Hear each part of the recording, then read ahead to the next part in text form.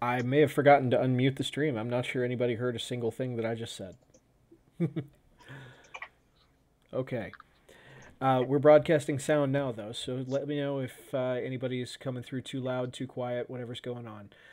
This is Jeremy. He's playing a character we haven't introduced yet. He's guesting. And this is Corey, who is playing Elliot, the guest wizard.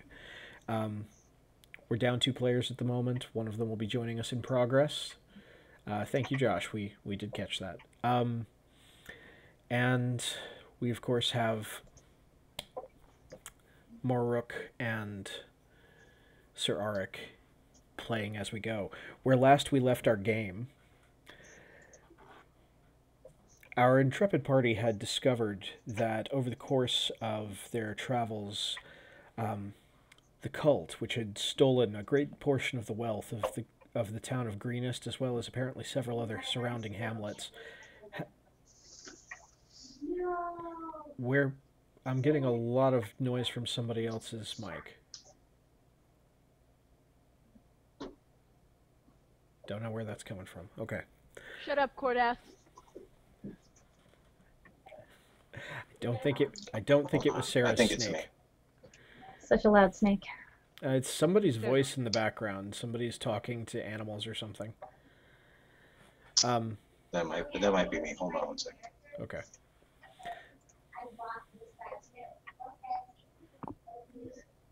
There's a conversation or something. I don't know. Anyway. Is that better? Yes, much. Sorry about that. Anyway, as the party was following the cult and trying to find out where the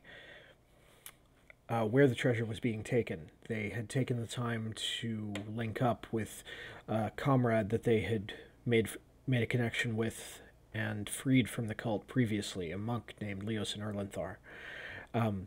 The monk had introduced him to another ally of his, a paladin of Torm, and between the two of them had inducted our group into the secret society known as the Harpers in an attempt to broaden their base of support and see what they could do about this threat of dragon cultists throughout the land.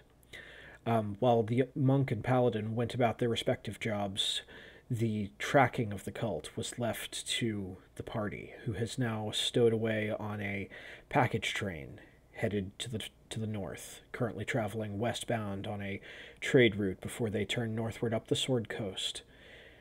And as they were on their way to the city of Baldur's Gate, one of the wagons broke down, sprang an axle, shattered a wheel, and in doing so spilled its package, and several members of the caravan saw that hidden amongst the packaging were chests containing overflowing wealth of gold, silver, copper, platinum, gems of many description. And while no one made immediate move on this, several of the witnesses apparently have been poisoned, as was discovered by Sir Arik when he went to go and find one of the other guards, a friend of his, who he has just discovered sitting in front of the fire as it burns low after breakfast, sick and not barely breathing. And that's where we pick up our story again. So, Sir Arik, you Yes. did say last time you would be ripping your shirt open and carrying the girl off. Yeah, like very, novel cover-esque, Good. know. I just want to make sure that's still on the table. Yeah, it's on the table. Yeah. I Definitely. do seem to recall something of that, yeah. Yeah, absolutely. I have it envisioned in my head of what it looks like, and believe me, it's beautiful. Yeah. So, Sir Arik, what do you do? So I pick her up and I run towards one of my teammates, whoever is closest to me, and very attempting to be calm. I believe Morrook was right there with you, and so was Elliot. I don't know for certain who else was with you at the time. Okay, so I pick up the person with my shirt fallen off, All right, go ahead and make a Okay. strength check or an athletics check, whichever's higher. I would To love to, but my character has not loaded. It has never loaded.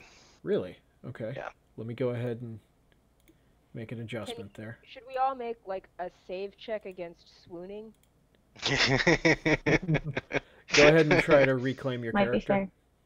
You better roll that with a disadvantage. I mean, Especially for Morrook, she's just gonna like faint. She's like, "Is that bear man chest?" I mean, depending how hairy it is, it might be Bear Man chest. Hey, that was good.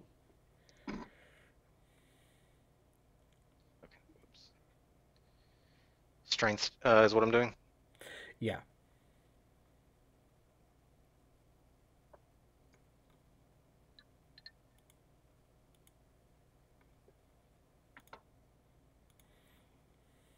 Oh, hey, Yvette. Gonna go ahead and bring Vet into the game. Strength check is plenty. You are able to easily scoop her into your arms. Where are you taking her? I'm taking her towards Morrook and kind of just placing her down, saying, "Hey, come here, help me. You know about this stuff." What's wrong? She's not breathing, not reacting. She's just out. I know nothing of this kind of stuff. Should I make a medicine check? You should, if that's what you're trying to do. Nice. Hell yeah. 22. This person has been poisoned. Okay. What did I walk into? Well, Sir Arik picked up a dying woman, princess style, and ripped his shirt open so that he looks like the cover of a romance novel. Yeah, And it now was you're pretty caught up. epic. Yeah, Yeah, that's all that that you was- need to know. That That just was happened. where it ended last session. That's exactly what happened. And Now Morrook is trying to help save the poisoned woman, while trying to not swoon at Sir Arik's bare chest. I'll leave you guys alone for 1 week. You missed all of Morrook awkwardly being attracted to a man last week. Yeah. Oh! It's true. I would have cheered you on so hard. You probably would have been better than Sir Arik, who awkwardly tried to hook us up and made things work. It made it work. Yes. Well, I'm glad someone was Team Dad there, you know. Someone had to do it. I am going to use Healing Word. I was like, shit, do I have anything prepared? And I do. I don't, can I target something for this, or should I just cast Healing Word and you'll apply it?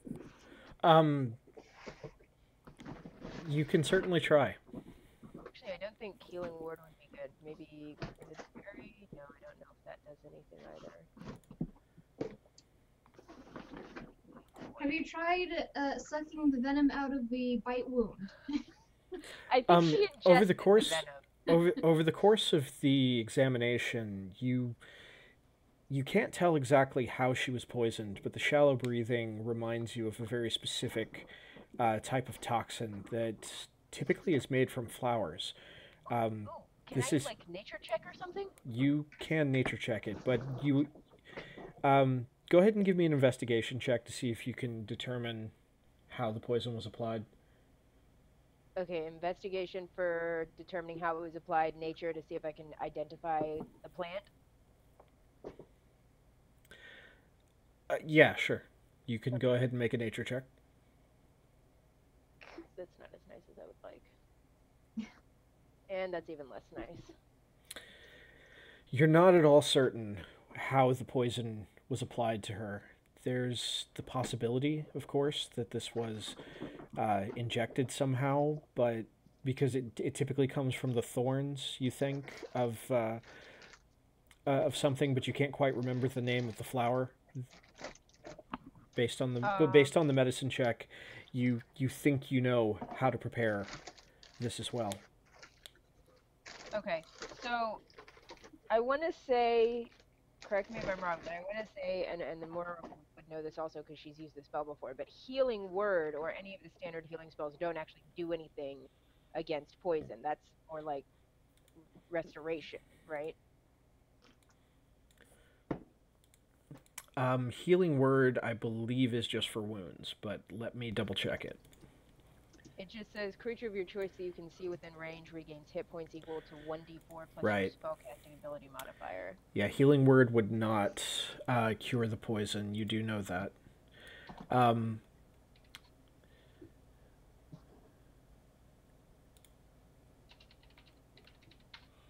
for this, you would need to try to create an antitoxin, or you would need to try to stabilize her some other way. Okay. Well, obviously, I want to try to stabilize her first, and then see if I can concoct an antivenom. If I can correctly identify what plant is, I should be able to figure out. And I mean, I'm a druid. I should be able to do something. But let's stabilize her so she doesn't die first. What would you like me to do?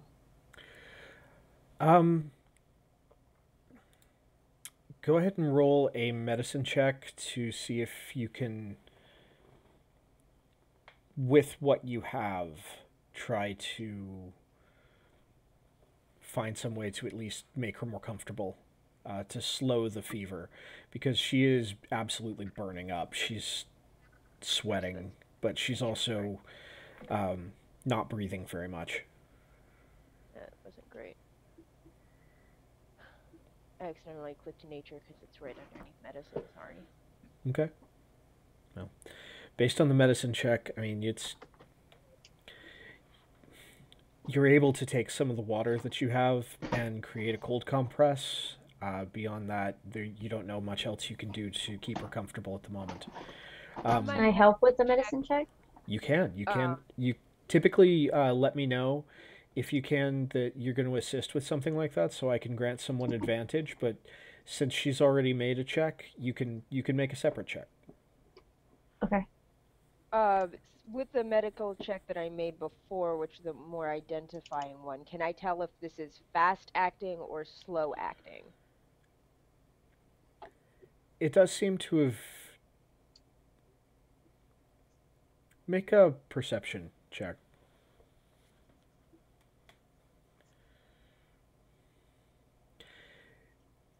It's hard to say. You did notice that there were breakfast plates and things scattered around. Mm-hmm. But nothing really points to anything in specific.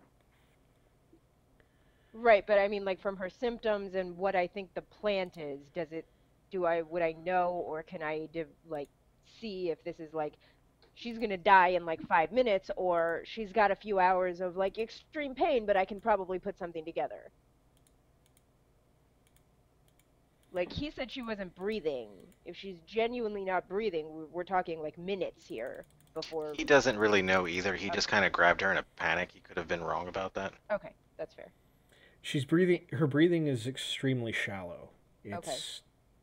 It's coming very, very slowly, as though she's in a deep sleep, and you can tell, based on your check, that her life is in imminent danger. Right. Okay. I believe you wanted to go ahead and make an attempt. She did. Yeah, Elliot? I rolled. She rolled medicine. I rolled she got for it. 19. Oh, I didn't see. Sorry about that. It's okay. 19, yeah. You've seen toxins like this before, and you think you know what you might have to do. You're going to have to get some ingredients together. Do you have a healer's kit? I do have a healer's kit. Okay. With that medicine check, with your healer's kit, I would say you have enough things at least to stop her from getting any worse. So Okay. go ahead and give me just a medicine check to use the healer's kit. Okay. Yeah, okay. With some direction from Moraruk and her information plus yours, and your expertise with the healing kit, you are able to find a way to stabilize her.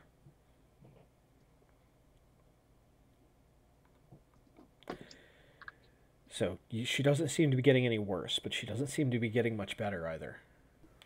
All right. Do I know what I need to make an antidote from my checks, or no? Based off of that, between the two of you, you think you know what you might need, but you'll have to check the baggage to see if there's the materials for it. A healer's kit is going to give you the basics. It's going to give you enough that you might be able to stabilize someone who's in this condition. You won't be able necessarily to do much to help them further. What about going off into the woods and seeing if I can find? You want to forage for this? Yeah. Okay. At about this point, you guys can see that there are people running up and down the train and calling out, "Hey, somebody's hurt. Somebody's." So the gathering up of the baggage train, as well as getting the caravan moving, has kind of come to a halt as everyone's running around trying to deal with this. It's become clear that she's not the only one who's fallen ill. In fact, about this time, sorry, for some reason, Jeremy's camera has become the size of the entire broadcast. Give me just a second. Let me adjust this. And now it's gotten smaller again. What on earth? Were people watching me that entire time? Just me? No, it blew up in a very tiny corner, and all we could see was the top corner of your camera. Hilarious. All right, we got that fixed. Jeremy, right about this time, you, who have been keeping an eye out for your friend for a little bit, you come across one of the other guards that you've been working with. He appears to have stumbled and slumped almost face first upon the ground. This looks like someone familiar to you. He's barely conscious. What do you do? I am completely separate from them, right? So I Yes. haven't interacted with them. I haven't seen what's going on with them. You've maybe kept an eye on them from time to time, but there's But nothing in I'm particular. aware people are getting poisoned.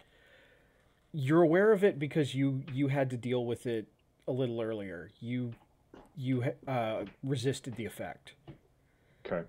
but you're now finding another person slumped over who seems like he might be similarly afflicted and not as lucky. I want to figure out if there's anything that I can do to save him. What would I roll for that?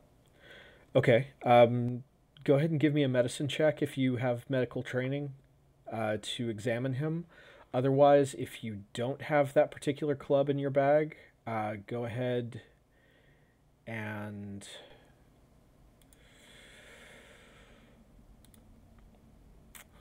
just give me a straight intelligence check. If you don't have medicine checked off. I do not. All right, just give me a straight intelligence check then.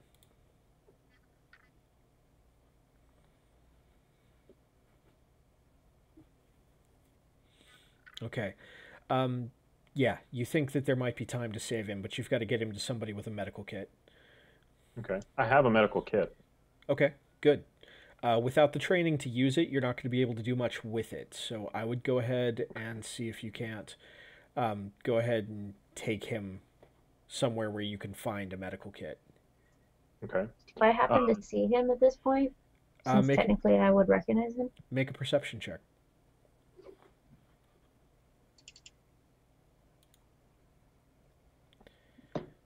Yeah, you see him several...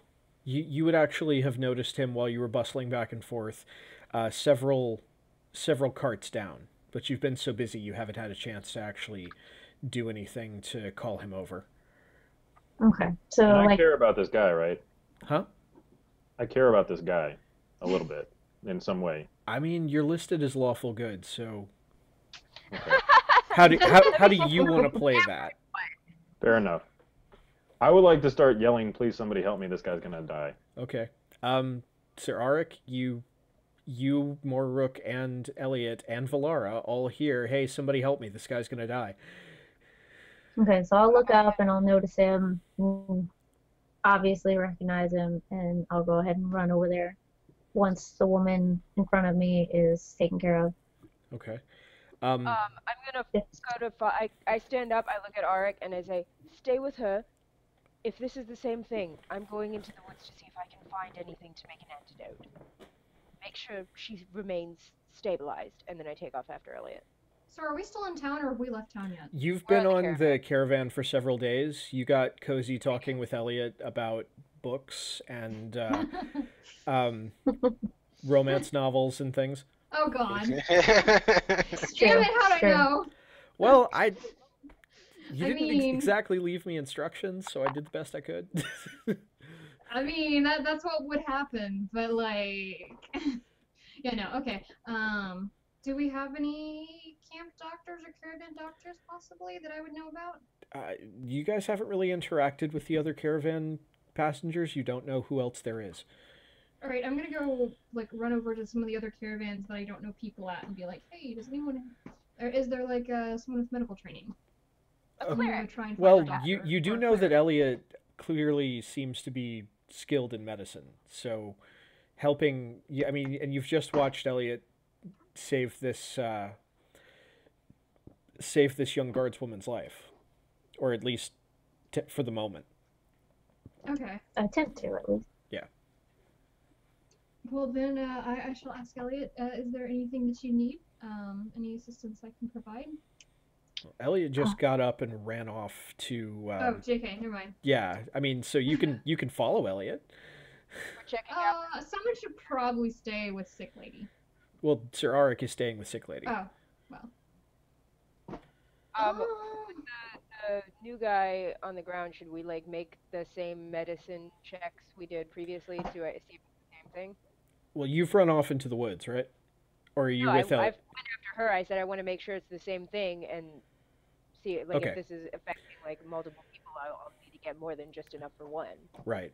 As you guys run up, you see this man with dark hair who is wearing some simple leather armor. He looks like one of the other guards you've seen around working at the caravan. And he is standing over the body, checking over your friend Jarell, who is on the ground, poisoned.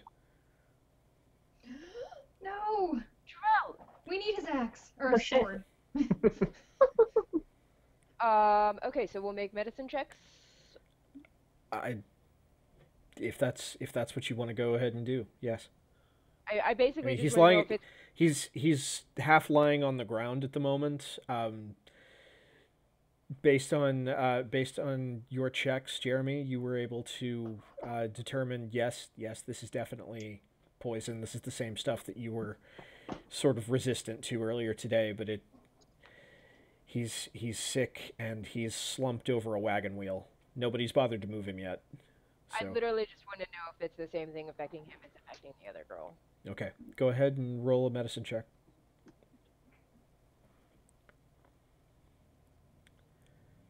Hard to say, but you think it's good. It's pretty likely. All right. Elliot, do you think this is the same?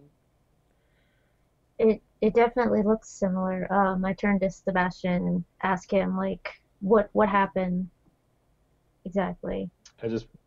Okay, so do I know I was attempted to be poisoned, or? You know somebody tried to, especially after you saw all that gold the other day. Yeah. I mean, you were kind of shaking off the effects of a numbing agent that was giving you a lot of trouble breathing, and you just managed to shake it off while you were eating breakfast this morning. I'm gonna tell her that. Okay. Fantastic. All right. So so this young man, this slightly pointy-eared young man tells you this. What do you do? I'll go noticed ahead and that try to Elliot do a was, medicine check. has a healing kit and seems to be good at getting them stabilized, right? Like. that I was didn't pretty hear the obvious. first part of that, but yes. Or you can see that Elliot has some experience with this, right? Yeah, Elliot clearly has some skill with this. Do I know what ingredients I need to collect to make an antidote? You're pretty confident on it based on your earlier roll. Okay. Um, okay, so Morok turns to Elliot and says, um, I can't help with this, but I'm going to run off into the woods and see what I can collect. There are a few things I should be able to put together an antidote. Um, I don't know how much I'm going to need, so I'll just get as much as I can, and this is all I know what to do. Okay, yes, of course. That's fine. Whatever you can find. All right. She's gonna turn and take off into the woods. I want to flip my backpack open as I'm running and just bear, get out. A little squirrel head pokes out at you, looking very sleepy and affronted. I am going to use speak with animal because I need to be very clear with him. I can't rely on just trying to describe things to him and hoping that he understands. So I cast speak with animals and say, people are being poisoned. We need to make an antidote. This is what I need. And I tell him what plants I need. And as soon as I get close to a tree, I kind of like put an arm up so he can scamper up onto the tree and go off searching on his own. Bear sort of tilts his head at you sideways and says, I know what things look like. I don't know names of things the way you just said them. Can I try to describe what might, like, whatever would be the most common ingredient I need to get? Yeah. Make an animal handling check with advantage.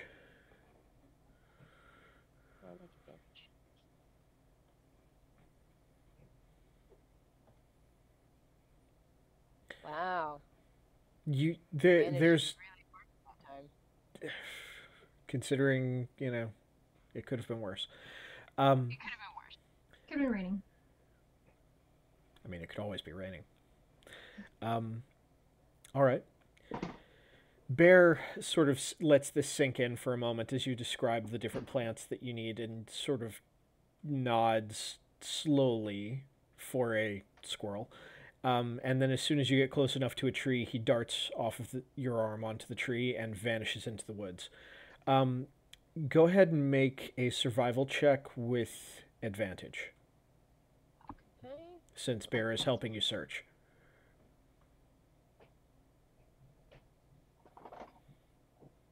That's better. Okay. Meanwhile, while you're searching, 'cause this is going to take you a little bit of time, Elliot and Sebastian, what are you two doing? Are you moving him? Are you going to try to... I assume I should try and stabilize him first before we try to move him. It's up to you. If you want to go ahead and attempt to stabilize, you've got enough uses left in your kit that you can make 3 attempts. So go ahead and make a medicine check. It's not good. It doesn't look like he's recovering. The breathing is shallow. It's very slow. His pulse is thready. He's sweating colder. Okay. Can I keep trying? You can make another attempt, yes. Okay. Slightly better. You're able to stabilize him this time. His breathing sort of returns to normal, but he doesn't seem conscious. It doesn't seem that he can stand on his own weight. He's just not responsive. But at least his breathing has come back to normal somewhat.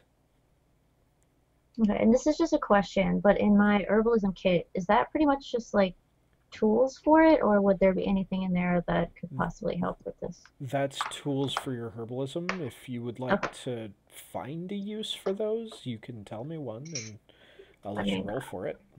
I was just hoping that there might be some like herbs or something in there, but no, if it's just tools, it's not really going to help me that much. Yeah, that's the way you described it to me is you were using that for flowers. If there's herbs in there, I'd say you could make a survival check and see if you could find something that might be useful. Okay. Not nothing. Everything in there is I very notice pretty, her very usefulness fragrant, with my. but not useful to what you're trying to do. Okay. I notice her usefulness with the kit, and knowing that I don't have enough usefulness with it to save this guy's life, I would like to give her my medicine kit too. Okay. You now have 4 additional attempts to stabilize someone with this by transferring that medical kit from Sebastian to you. Um, Okay. Now that he's stable, he is kind of laying there half slumped in the mud. Do you want to move him, or what do you guys want to do?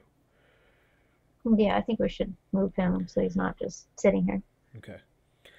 Um,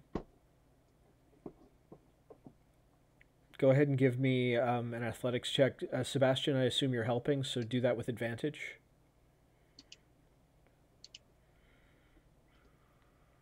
Athletics or strength? Whichever's higher for you.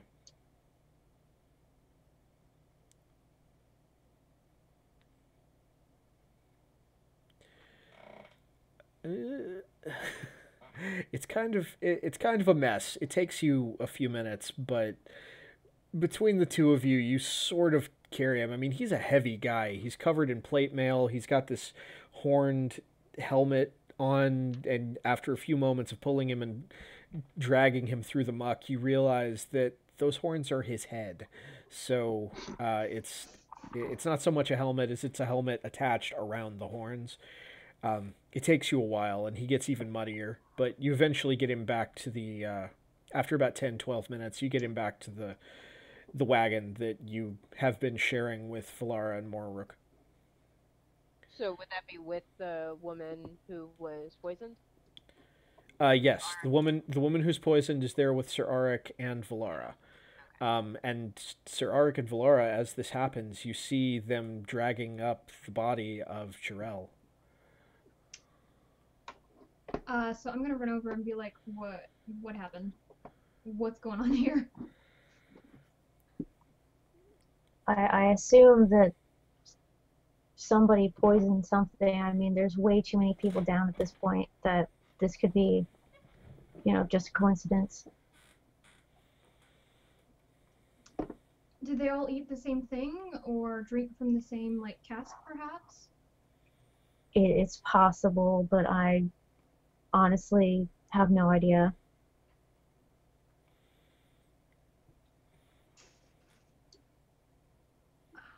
Is there anything I could do to help in treating them? I don't have any medical knowledge, but if you need me to fetch anything, please just tell me. Okay. I imagine just stay with these two. I know that he was a friend of yours, so I'm not sure if anybody else is sick or dropping from this like they are. Can I tell if anybody else is being affected by this around us? Yeah, if you guys would like to walk around and talk to other members of the caravan, if you want to check in with any other people who are traveling with the caravan, yes, you could do that. Okay. And do I happen to see that one guy that was super rude when he found out that all his stuff had kind of, stumbled out of the wagon? Do you happen to see him? Make Is anybody going with Elliot to look around and see if they can find out what happened? I feel like that's my job, so I would like to go. Okay. In that case, I would say, Elliot, you grant Sebastian advantage because Sebastian is going to be the one observing. Yeah, I was gonna say he should make this roll, not me. Yeah. So, Sebastian, if you would like to roll advantage for yourself as you make a perception check and look around.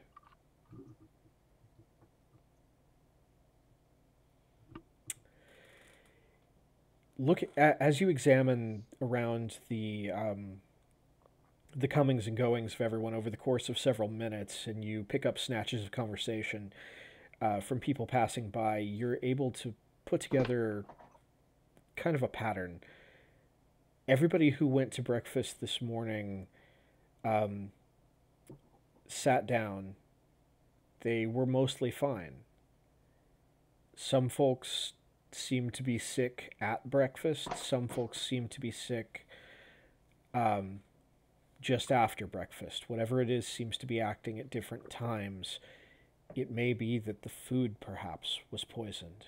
But over the course of this, you do see some of the folks who you remember um, having surrounded the package cart that dumped over filled with money running about, and at least one of them is sick as well.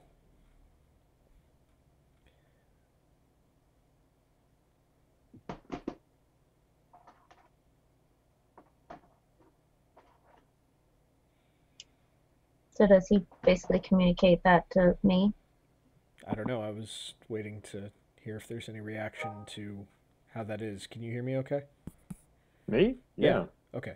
I thought that was for both of us. It is, but Yeah. you can react to anything that I give you to work with or not as you choose. I don't know. I don't know if I froze your connection there or if it was just a very still image, so I couldn't tell what was No. going on. I'm As just a like statue. as like a general rule of thumb, if you're the one that makes the check, the information provided to you by the DM does not by default get provided to the rest of the group. You have to choose to share it with them. Yeah, I'd like to share that. Okay. Okay, Elliot, you're now aware of this. Okay. Um, You're also you've got two patients that definitely need to be checked on, but it looks like several other folks in the caravan are sick as well. Um, okay. None of the others that you noticed sick were guards, oddly enough. So Jarrell was the only guard that got poisoned? No, to make that clear for all of you, Sebastian, as you were looking around checking, you know you're a guard. You were hired on as one. You know that Jarrell is a guard, and he was poisoned. You woke up feeling sick, so someone obviously got you. And this other guard, this woman who you'd seen before but hadn't really spoken to, she's sick. And several of the others, these are all passengers. These are familiar faces, but drawing conclusions from that, it kind of looks like these might be faces that you saw at the same time that the gold got spilled and people were trying to hide it and put it back into its packing carts. So metagaming question.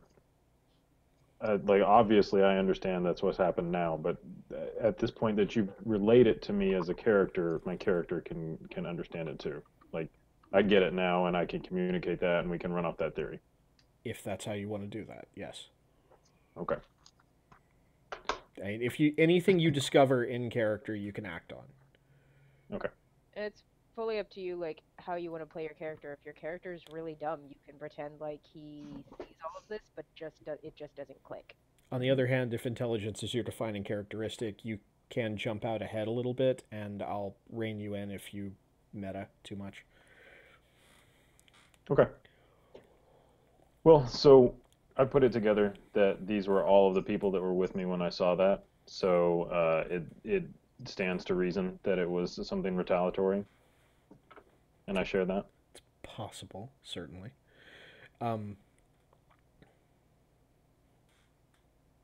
Elliot? Okay. And I still don't see the guy who, was super pissed off earlier. You haven't spotted him, and neither has Sebastian. Okay. Would Sebastian have seen that guy and how he reacted? Because he saw everybody else? Yes. Okay. So earlier when this all happened, there was this guy who said that all of this stuff was his and he was super mad, and I don't know, that's the only person that I could think of at this point that might have anything to do with this. Okay. Well, I'll keep an eye out for him too. And she can describe him to me, and then I'm just aware of it also. Okay. I you relay the description pretty fairly. I mean, you're familiar with human anatomy, or at least people anatomy enough that you're able to describe that. Okay. Um, Valara, Sir Arik, Yes. is there anything the two of you would like to be doing at the moment? Well, I have absolutely no medical training, so I'm not gonna say 100% useless here, but probably 99%. I read books. I don't heal people. I heal books. I don't heal people. Yeah, it's difficult to mend a spine on a person versus a book. Yeah, can't just put glue in it. Sir Arik? I'm just standing next to here waiting for Moruk to come back. Like, I'm not moving. I'm Okay. not going anywhere. Yeah, you just Just let me know remaining when I can vigilant. come back. Mm-hmm. Okay. Like, there's other people I can see in the distance that are, like, having issues. I Go want to ahead help and- them, but I'm staying here. Go ahead and make a perception check with advantage since you're standing around keeping an eye out.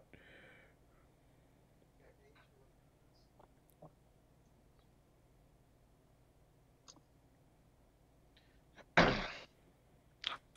do I add the advantage? Where's the advantage? Down below the chat box, there's an ADV button if you want to click that. Okay. And then what am I doing? Perception? Yeah, perception.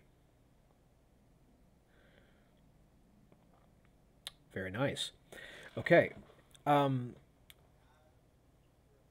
As you're looking around, you observe almost exactly the same thing that Sebastian picked up. There are folks running around the caravan. There are people talking. You hear some discussion of two people wandering by, and one of them says, "Oh no, did you hear? This other merchant who was supposed to have breakfast with us this morning took ill sometime during the early morning or last night. It's very sad. He's barely hanging on. I think his personal physician is attending to him. Oh yes, that's the worst. That's terrible. I hope he pulls through."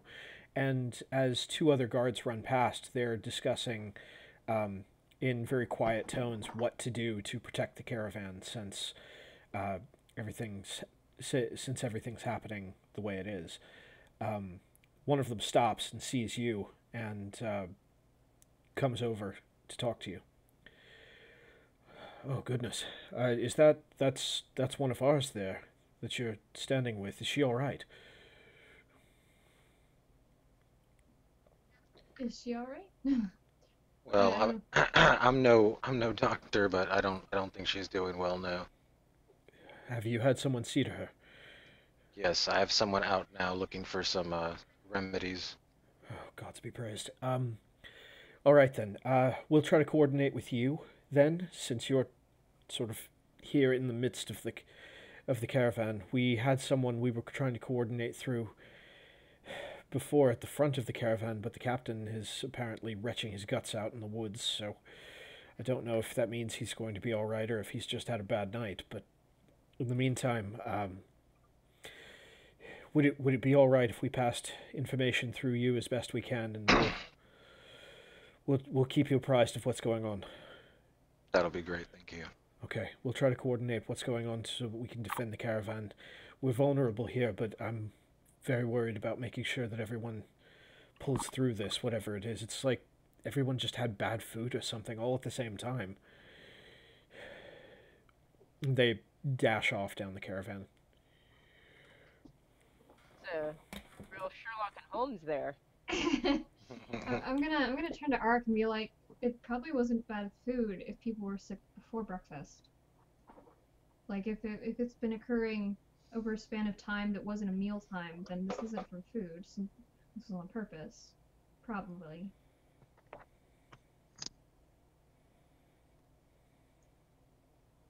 Is there something in common? Like, okay, you said that it happened before breakfast, Oh, right? yeah, because didn't we overhear someone in the caravan saying they were gonna meet someone from another caravan for breakfast, but they were ill this morning, so they couldn't meet them for breakfast. So this is before breakfast. Like this started before breakfast. And I mean, Moira cooked food for everyone in our group. I specifically went out hunting and got food and brought it back and cooked it, so Jarrell shouldn't have been eating anything communal anyway. That did happen. That's true. Last You time, the guys last meal you guys remember having, you all sat together at the campfire outside of your own wagon. And even though Jarell and Sebastian uh, and Sir Arik were not staying in the wagon, you guys all ate together food that Moraruk had procured or prepared. Oh, friendship. Well, Sebastian didn't. Sebastian was out doing Sebastian things. But the point is, you guys would both know that. So not only Yeah. did you remember someone talking about that, but you know that Jarrell didn't eat anything communal. He ate what Moraruk prepared. He did. So I think this is meant to look like food poisoning, even though it most likely isn't.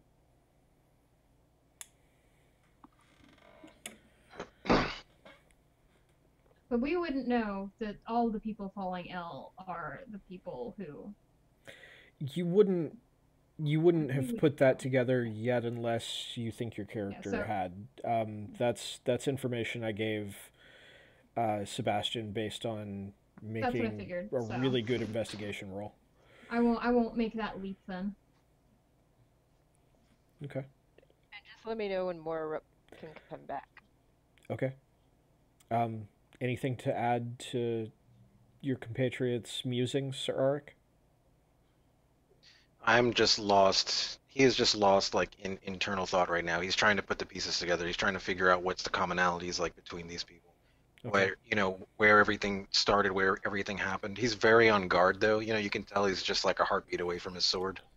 Like he's just kind of expecting something to happen, even though maybe nothing will, or the people might be gone. Like, he's just very, very guarded. All right. While you're mulling this over, lost in thought, and Valara tries to, be a comforting presence and makes polite but, hopefully forward-thinking conversation, trying to air out the ideas. Elliot and Sebastian are moving up and down the caravan line looking for some kind of clue and other ways that they can be of assistance. Moraruk, you're in the woods, and you do manage to locate enough material that you're fairly certain you can provide at least one, maybe two doses of something that may actually counteract this poison. It was difficult to do, but with the help of your intrepid squirrel, you were able to lay hands on enough material that you think you could probably make as many as 2 doses. It'll depend on what you're able to do with it when you make the attempt to mix the remedy when you come back. Well, that's less than I would have wanted to get, but I will take it, I guess, and go back to the camp. You've been away from camp for about an hour at this point. Oh.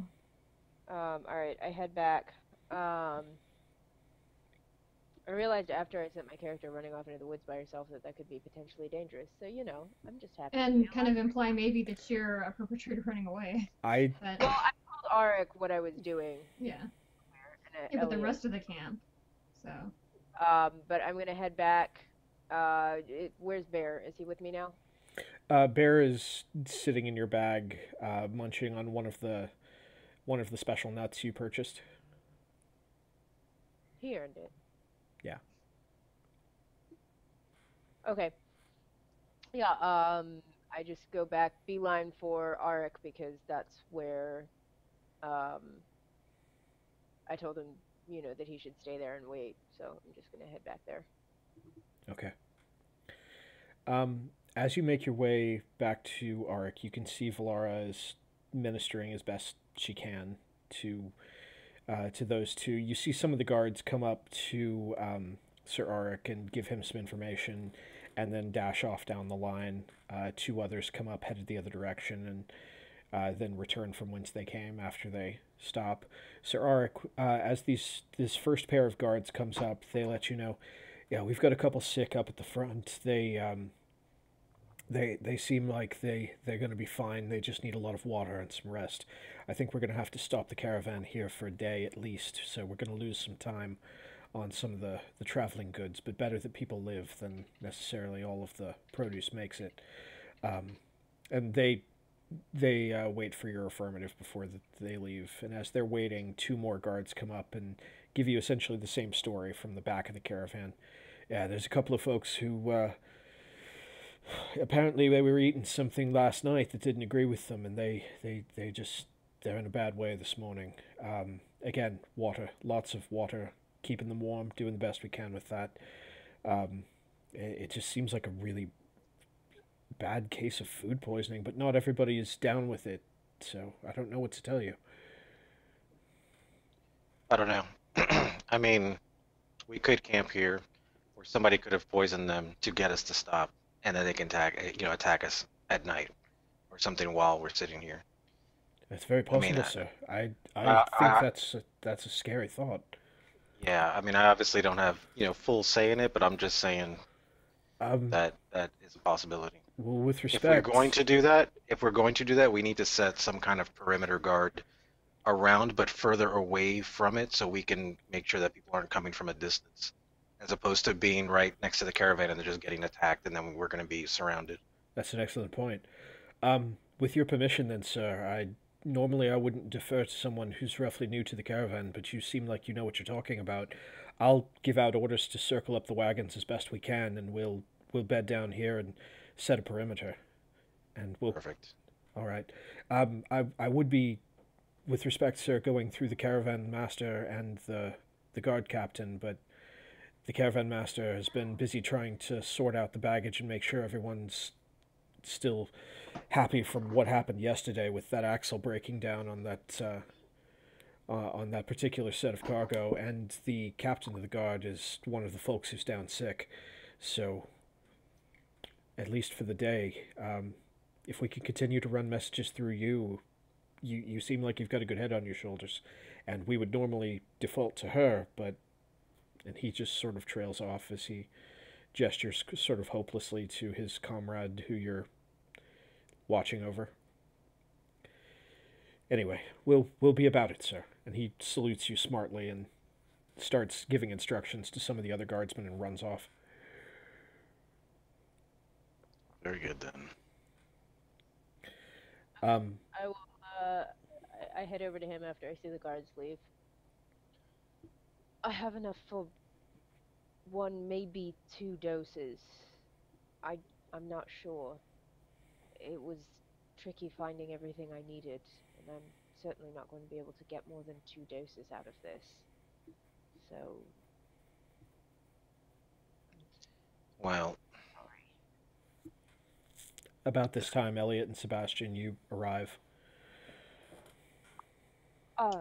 How did the foraging go? Did you find anything useful? Yes, but not as much as I would have liked. I'll show her or him. I show him what I've collected. I think I can maybe get two doses out of this. If you have any experience, I mean, I saw you know your way around a medical kit. If you have any experience with herbs, you could probably help. See if we could get two doses, but I don't think we can get anything more out of this. Okay. Would I be able to help her with it? Between the two of you, who has the higher medicine check? She does. I don't have any. Yeah, I have proficiency in it. Thank you for the follow, Adam 31. We appreciate it. All right. Elliot, you can because Moraruk is helping you with this and pointing out the different herbs and roots and so on. Make a medicine check with advantage. Okay.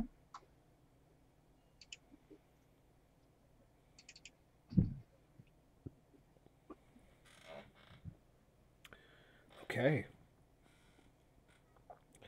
You are able, through toil and very careful work, following the instructions Morrook gives you on how these were gathered, you are able to determine, looking at them, oh yeah, this is something that I'm familiar with. I understand the properties of it based on Morrook's descriptions, and you sort of settle out a way that you can put all of this into a concoction that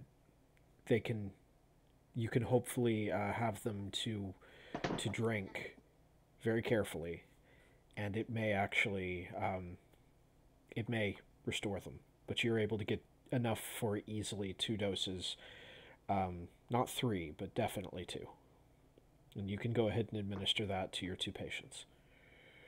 Okay, then I'll go ahead and do that. Well, I assume the rest of the group is kind of watching. Yeah. With holding your breath, you sort of pour it in to the mouth of Jarell and into the young guardswoman, and kind of massage their throats to try to get them to drink without choking them. It takes a little time to get the full dose into each one, and the waiting is tense. It's stressful. You can hear the buzzing of insects, the heat of the sun in the cold, cold winter air. And every single moment, it's just waiting for any kind of sign of a change. After perhaps half an hour, you begin to see color return to their cheeks, and you begin to see their breathing deepening and becoming more regular. Jarell's eyes flutter open a little bit, and he looks around at the lot of you and just goes, "Oh, what happened?" You nearly died? A little bit. Just a little death. That would have been really unfortunate. Yeah, there's no sword throwing in the afterlife. Well, definitely don't want to go to the afterlife then. I'm just gonna lie here for a bit more, if that's alright. That's probably best. He kind of drifts off, and he looks like he's actually sleeping restfully now. Yay. Arik, as you watch, the guardswoman who you were speaking with before, she kind of blinks and sits up, and she doesn't make it very far. Lita sort of coughs a little bit. She catches your eye as she comes around. She looks around and goes, "What happened here?"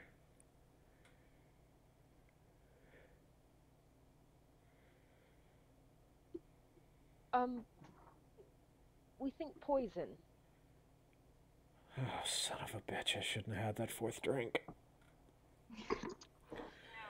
Not that kind of poison. This is much more widespread than hopefully one drink. It wasn't just me, I guess. And she looks over at Jarell's recumbent form.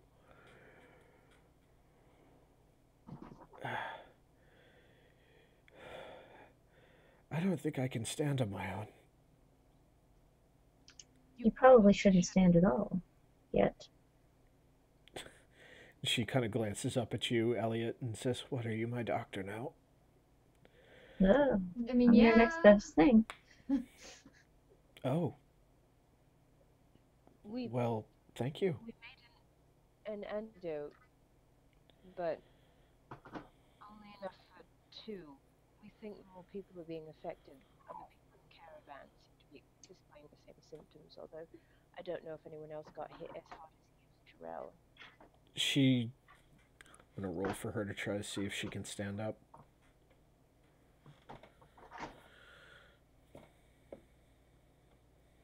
Yeah, no. she tries to she tries to stand and fails miserably. It's like the her armor alone is too much for her to sit up in.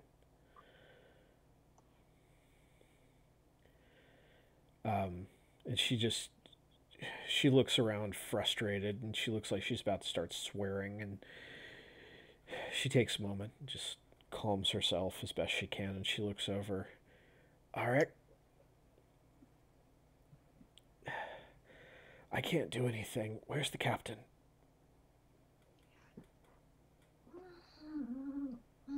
I believe he came by here earlier. He was talking to you, Sarek, right? Yes. I believe that he was not in the best of conditions at the moment. Yeah, is he down with this poison too? It seems like, yes. Oh, great.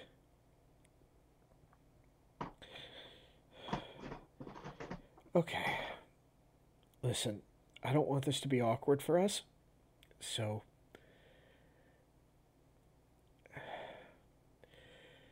it's gonna take me a little bit to get my breath in me enough to walk around. I need somebody to go check the caravan, make sure that we're protected. We're vulnerable if we're not moving. I've already taken care of that. We have a perimeter of armed guards around us, so we can see them coming from a mile away. Really? Oh, that's Yes. wonderful. Oh, thank God. Um. Okay. So you've got this. All right. Listen. Just rest for right now. You don't need to get up or anything like that. Listen. Just relax. Everything is taken care of. She looks very frustrated. She looks grateful, but there's a little bit of shame there too. I mean, this is someone who's used to action and doesn't want to be in the middle of an emergency and not be able to act. Um, Listen, just tell me if there's anything I can help with.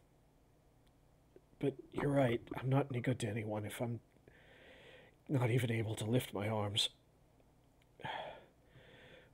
Whose caravan is this? I would just lay there and rest. We might need you by the time night falls. So right now you need to just rest and just not move or anything. Just try to rest your eyes. This wagon is ours, and take care of you. But he's right. Jarrell went back to sleep already. You should probably try to do the same. Thank you for saving me. Do you want some? Oh, of course. Do you want some soup? Do you want to try to eat something or No, drink water? Do you want water? I. No, the last thing I want is to drink or eat anything right now. I feel terrible. Oh God, stay away from the stew that they had for breakfast, by the way. Oh, Go to sleep and we'll be here. All right? okay. She seems kind of confused, and she very weakly slumps and passes out again, but she doesn't seem to be in any immediate danger.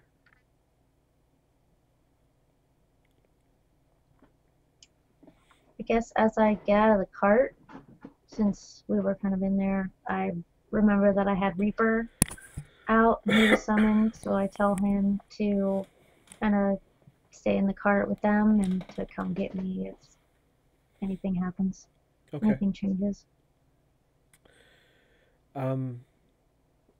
And on that note, I guess we should probably take a quick break. So I will go ahead and put us on to break for a moment. Thank you for being here, chat. We're happy to have you too on this little leg of our adventure. That was a close one. We'll be right back. Cool. For once, it's not Manny about to die. I know.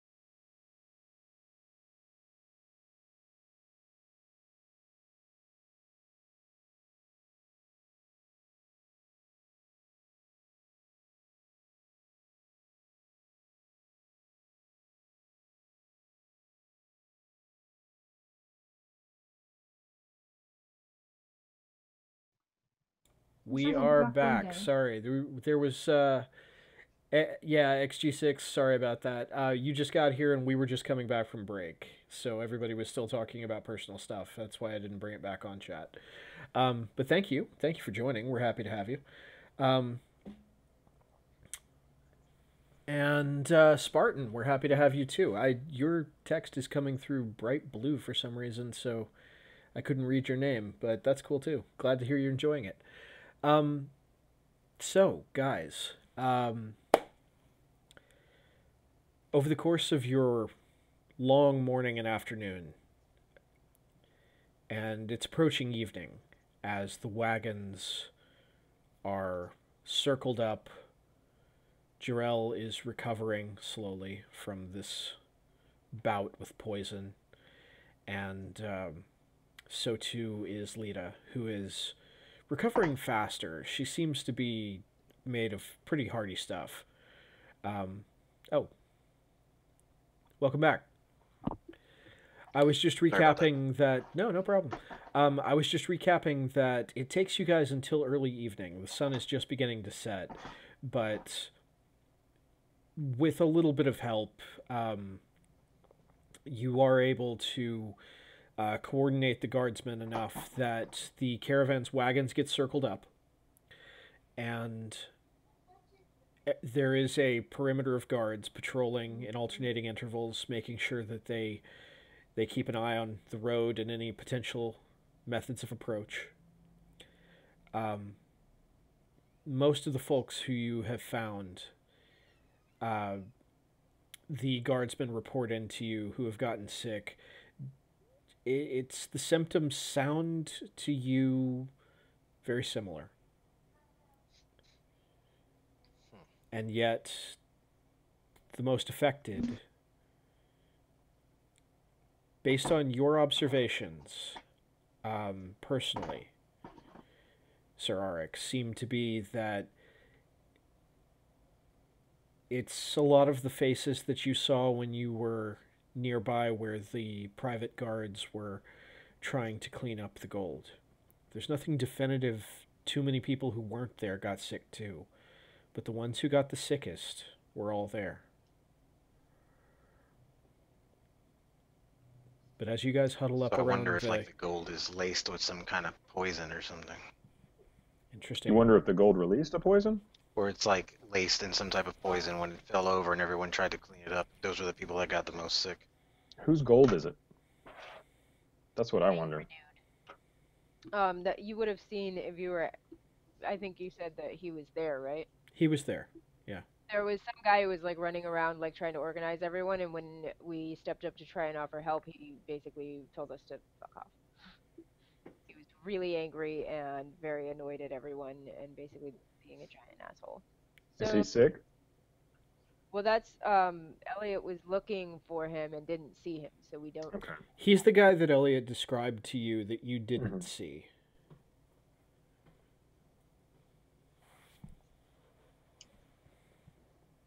That would be the only thought of any possible lead we have.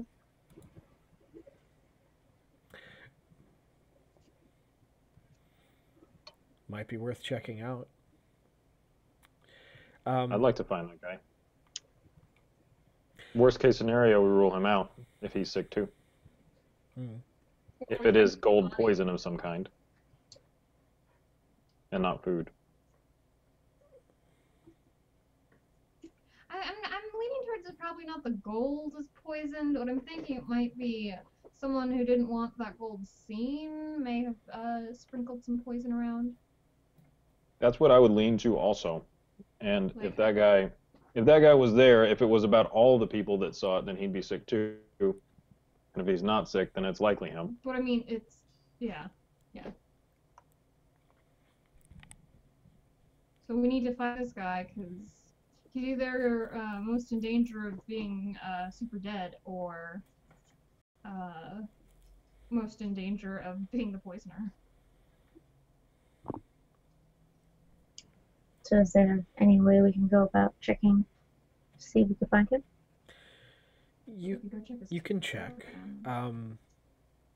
How do you guys want to go about that? He was. I'll send Bear. Nothing could possibly go wrong with this plan. Would Bear be able to recognize him, or would he just be like, that's just another human? Nothing could possibly go wrong with this plan. It's foolproof. I'm interrupting this You planning know, we session. could just burn the whole caravan down, and then that would just take care of everything. If everything's ashes, everything's taken care of, clearly. Alright, I thought we'd addressed your pyromaniac tendencies, Laura, but clearly we need to have another sit-down intervention. I mean, I have fire too. I can help. And Don't encourage fire's that. just so warm. Just. It is kind of cold out, so. Yeah. I'm categorically anti-arson. Yeah, which of you guys are aligned good again? Because I'm starting to feel like the only one.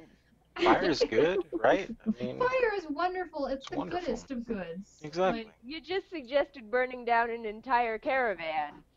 well, yeah, because we gotta make sure if it's sickness, like, we gotta burn the plague. Very true. Clearly. Good point. Oh my god. So The burn it people all. are recovering, and are recovered in part. So I'm gonna rule out the plague. But you know what helps people recover faster? Not Warmth? being set on fire. It Oh, gives but them fire's another so much problem to fun. worry about. A problem or a solution? Yeah, that's gonna get their Instead of the mind other off the one. sickness. You gotta burn it up. Like, that's what you have fever for. It's body's fire, so you just help it out with some extra fire. Exactly. Clearly. You're I not read a about it doctor. in a book. You're a librarian. Yeah. We're not taking medical advice from you. I mean, I read about it once in a book, maybe. Maybe. I'm gonna start paying extra attention to her. When she is. Go ahead, make an All insight check. Wait, who? Don't think we were doing any of that in character, were we? No. I didn't think so. I mean, I might have passively joked about, fire, but not really. Morrook eyes you when you say that. Like, And apparently we're having a It's lot just of more my awkward buffering humor, issues. 'cause I'm just like a little shell shocked because like one of my crew, got poisoned, and the one who normally really kicks butt and saves our butts, like with his throwing sword, like our strongest person was the one to be taken down, so that's a little disconcerting. Not that you're a great arc, but Shrell has that throwing sword, and it's really cool. Yeah, but who's like the sword catcher? You know, the one that almost gets killed all the time. You know? True. You have brag protected about my butt very often. Yeah, I'm like, man, watch this, guys. Throw the sword at me. Watch how I don't die, but almost come close. But come close to death. Watch. all right. I'm getting my spare the dying ready. Yeah. Yeah. God, healing Get it ready. word. God damn it. Boy, I hope we made that a cantrip. Oh, okay. So as far as actual planning, because we should probably do that. Oh yeah. How much of any of that should I assume was in character? That was all less bullshit. Okay. Oh no. I'm sorry. Did you say we know which caravan this guy is in? It's the one. I mean, like it was the one that had the gold, right? Like we have some idea of which one is his. There was a pack wagon trailing behind a covered caravan, and he and several others were staying in it, but it looked like he had some other people helping him who were staying in other caravan spaces on rented wagons. Okay, but we know which one is his.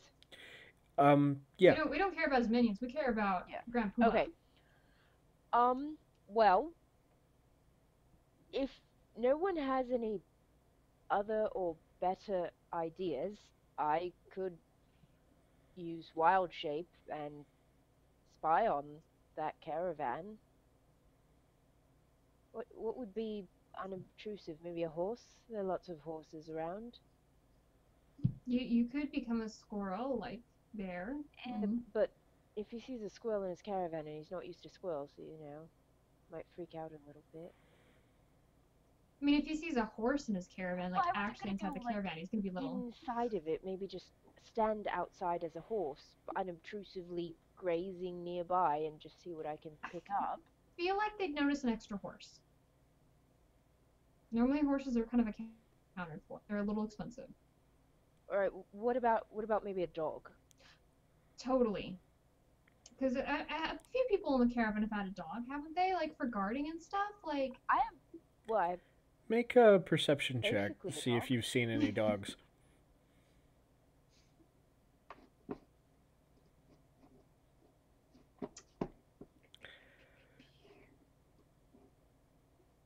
I've this definitely is seen some round dogs. table, us around the fire, you guys. So if Yeah. you want to jump in on this, feel free. Yeah, that's hence why I did. Yeah. I percepted with my elf eyes.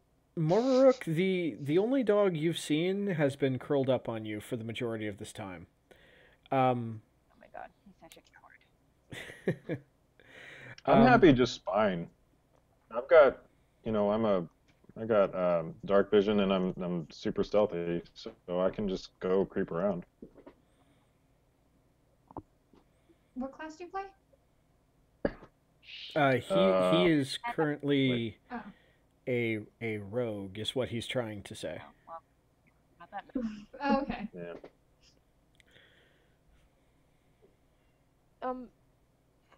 Sure, if you would prefer to do that. I mean, we could do both. If you're gonna go sneak in, let's save her spell work. Like let's keep that in reserve then. Right, so you check it out and see what you can find out, and if you have any trouble or you can't get close enough, well, I guess not a dog, but a mouse or something, and just get in there and see what I can hear. Works for me. Sounds like a plan. Okay, so just to make sure I'm understanding what y'all are planning on doing. You are, Moraruk is going to assist and or be a distraction, and No, Sebastian... he's gonna go poke around. He's gonna go poke around first, and if he is not successful in getting the information we need, I am the backup plan. Yeah, I'm just gonna scout. Okay, so by yourself. Mm-hmm. Okay. And have you introduced yourself to the party or anything over the course of this, or? I feel like I did, kind I of, don't in the whole dying man I situation. mean, I knew who he was, but physically and whatnot, I don't think he has. All right. How do you want to do that? How does that work here? I mean, how does it work in real life when you talk to people? So I'll be like, well, You thank don't for talk to people. You just walk away in the other direction. So like, Don't tell make us- eye contact. Yeah. Tell us what your character looks like, and then like you can introduce yourself in character. Hold on, I'm looking for all of his physical characteristics. I am a half elf. Where are the notes?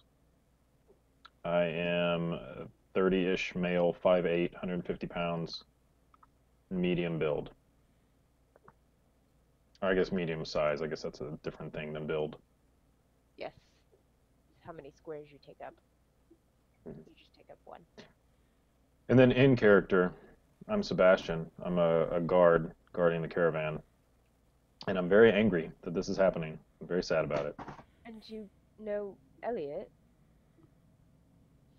I met Elliot when she was helping my friend who was also a guard. Elliot's the guy. When he was. Sorry. It's alright. it's been a rough day, clearly. Mhm. Misgendering people all over the place. Elliot is an elf, right? I'm a human. Oh, you're human. No, okay, never mind. I was gonna say, I mean, you could. Sorry, are you gonna make an elf joke? I was gonna say you could easily mistake a male elf for a female elf. It's true. I'm watching you. To human, so never mind. Yeah, says the elf sitting there next to you. Yeah. That wasn't in Like- character, obviously. So I guess we should like let you know who our characters are as well. So I'm playing Moraruk, who is a half orc, but also half elf instead of the typical half orc, half human. She's half orc, half elf. She's tall and kind of muscular and has a braided like it would be a mohawk, but it's like all braided and big, and it goes down the back of her head a bit. And she has tattoos up her left arm that look like kind of vines with thorns and leaves. She has, you probably would have noticed Puck, who is her wolf companion. He's scared of everything. He's not very good at being a wolf. And Bear, the squirrel, who helped her collect the ingredients to make the antidote. She also has a bat named Thomas. Thomas is in her backpack. You probably haven't seen Thomas yet. She has a menagerie. Yeah, she's a druid. In character, then she's kind of like awkwardly reaches over and shakes your hand, and says, I'm more Rook. I'm not a god. I'm just traveling with Valara. She points at that elf sitting next to her. And do you want some soup? I made rabbit stew. I would love some soup. She hands you a bowl of stew, and then sits down and stares at her feet. Well, Thank I you. do believe that's more social than Morrook has been in like 5 years. It's hard to tell when half-orcs are blushing, but you can kind of tell that she's blushing. I mean, we had a nice conversation last time, and Bear emptied out one of my ink vials. She goes even redder. More embarrassment. I guess I'll go next. I am Valara. I'm a full elf with gold hair and gold eyes and lots of gold everywhere. She's a librarian who works for Candle Keep. And if you watch G Gundam, she's basically Domon Kashuing her way through through this campaign, looking for her childhood best friend Talus, who may have probably been kidnapped by dragon cultists. And if I didn't watch Gundam, then what is she doing? So basically, she's going around, going like, "Have you seen this half elf troublemaker?" Just literally as soon as it's like, "Hi, nice to meet you. My name's Alara. What's your name? Have you seen this person?" Okay. So literally, when in doubt, it's like, "Oh, do you want to say anything else?" Like, I just ask, like, if they've seen my troublemaking childhood friend, and also going around and buying books, because. But in character, well, as Morrook has already said, I'm Valara. I'm a librarian from Candle Keep, just traveling with my companions here. That's it. Nice to meet you. Nice to meet you as well. I like elbow Sir Arik. Clank. Put that book away, or be social. Greetings, 'tis I, Sir Arik. You've actually Out of seen this guy character. around, Sir Arik. You two have seen one another, but you haven't spoken. Oh, yeah, hey. Seen you around. What's the in-game equivalent of what up? It's just this. We're just like, So, yeah, That motioning upward with your chin, yeah. yeah, it's kind of guy thing to do. it's a guy. Yeah, it's a guy thing. Boys are weird. What's up? And I have already met Elliot, and I'm just painfully obtuse about gender for some reason. Which is weird for I'm you. actually a girl. Like, I'm not a boy elf who looks like a girl, as Morrook implied. I'm actually a girl. I didn't imply Gotcha. that. I said Just it a little bit. if he mistook female elf for male elf.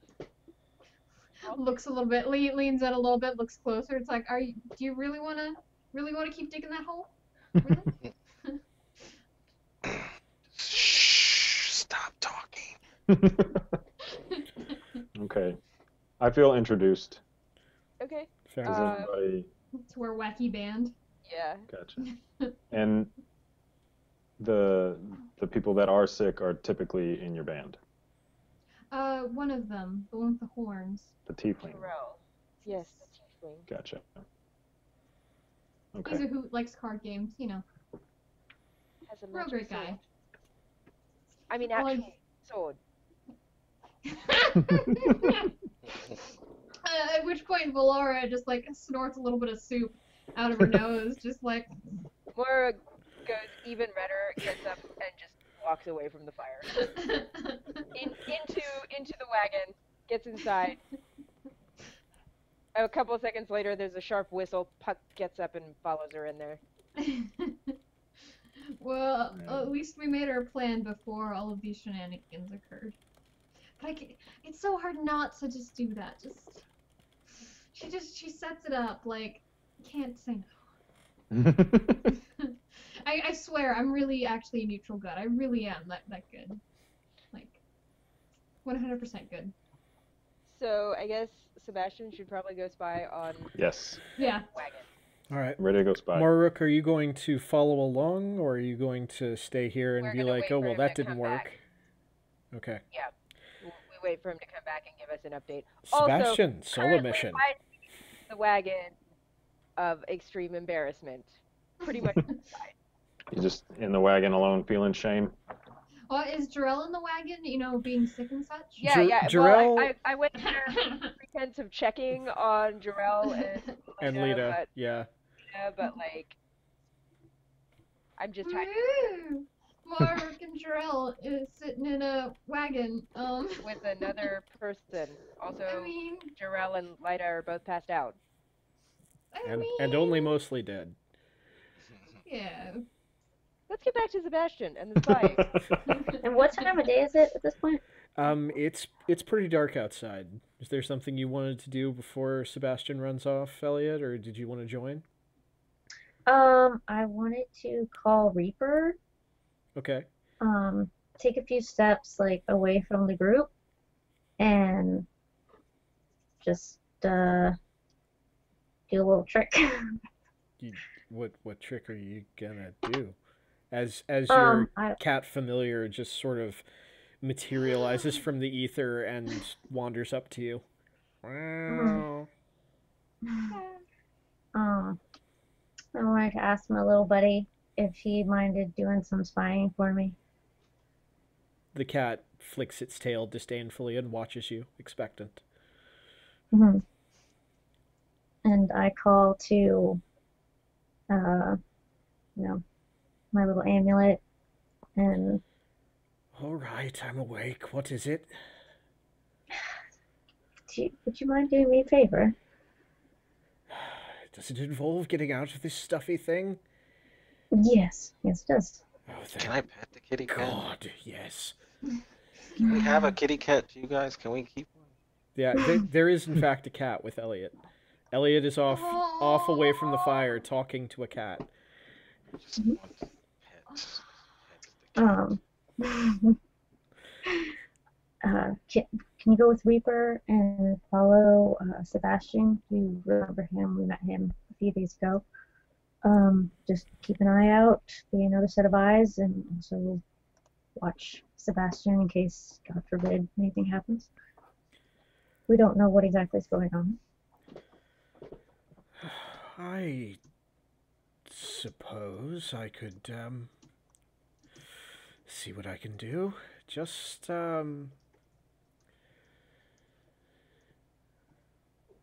make sure you get me back in the thing before dawn. Of course. You know I always do. Unless you stay out late. Sometimes it's not always my fault.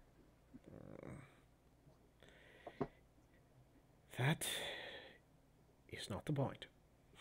Mhm. You get sort of the sensation of someone stretching and yawning nearby, and then there is a little flicker of blue campfire sparks that sort of swirl very faintly out of the amulet and prickle over the hairs of your familiar like static. And then that sense of another presence with you is gone. And your cat looks at you with far too much awareness. And I'll motion him to go follow Sebastian. The cat disappears under the caravan and seems to be watching Sebastian's feet.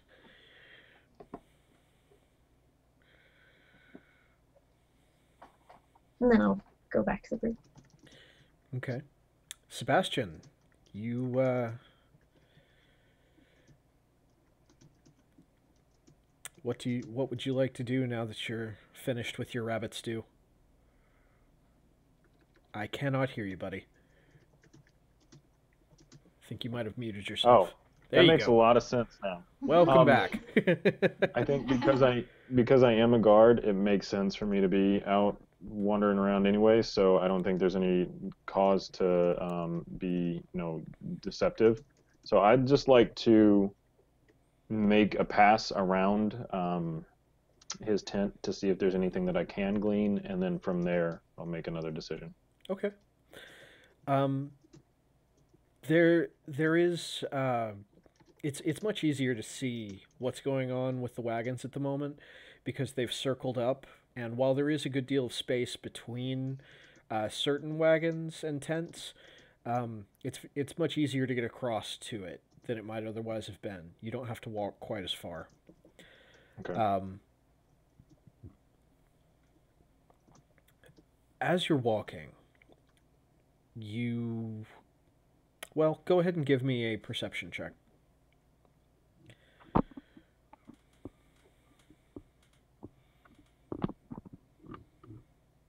Nice. Okay. As you make this sweep around, you see that there are several people standing around outside the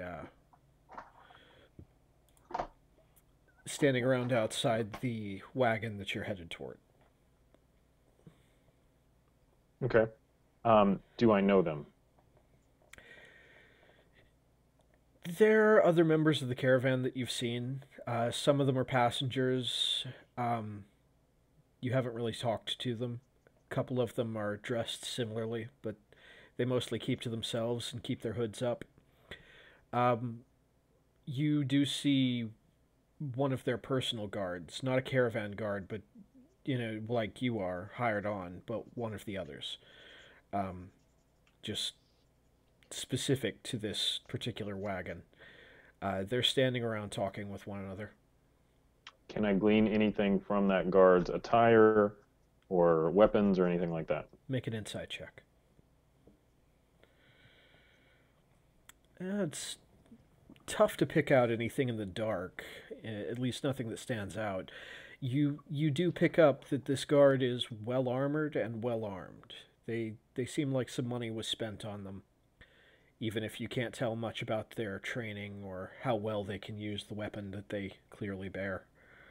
They seem to be carrying a small crossbow slung across their back, and a very finely crafted, at least judging by the pommel, short sword, which is also slung into their hip. This appears to be a very solidly built dwarf, and very sharp-eyed. Okay. I'm going to continue passing by him, and I'm going to find a spot to just stop and watch for a while and see if there's any movement or if there's anything I can glean from their movement. Okay. Do you want to make any attempt to conceal what you're doing? Yes, but I'm under the impression I'm kind of hiding in plain sight and that I'm just a guard walking around. I guess walking off into the distance I should. So how do I do that? Go ahead and give me a stealth check.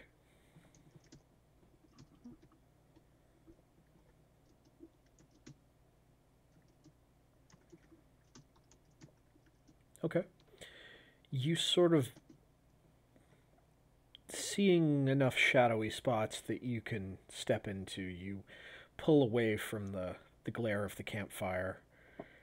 You feel comfortable with your concealment, at least for the time being. And now I'd just like to watch to see if there's anything that I can tell. Okay.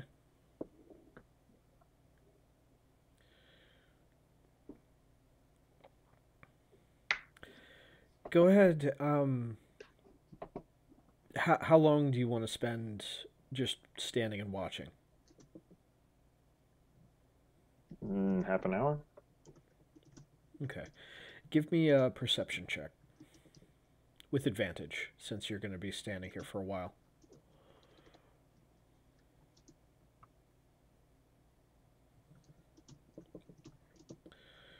Over the course of about a half an hour, there's not much sign that they're moving around much. They seem to be focused very much on just exchanging information, although, judging by their body language, it does get kind of tense, but you can't really hear very much of what's said. If the shadows were any deeper, it would be impossible to tell that they were doing anything other than standing around, but you can see in the half-light, based on your own half-elf vision, that they are having a quiet conversation and resisting the urge to gesture. But based on how deep the shadows are, you can't really make anything out from lip movement. Ryan, before you continue too much, Manny needs to be re-added to the call. His internet went down. I saw that. Okay, I'll bring him back in. Okay. Thank you for that. Sorry. I appreciate the heads up.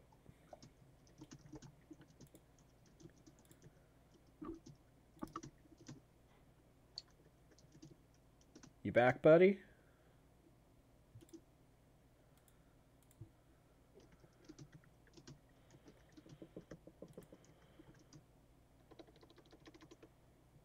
Nope, we lost him. All right.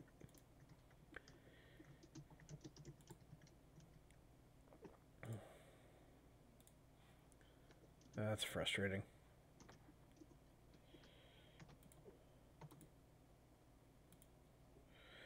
All right, I'll get him back in a second. It may take me a moment. It's telling me he's offline when I try to call him, though. So if you're in chat, could you talk to him and let him know that he want to let us know once he's able to call back in? Oh wait, here he goes. He just tried to call me.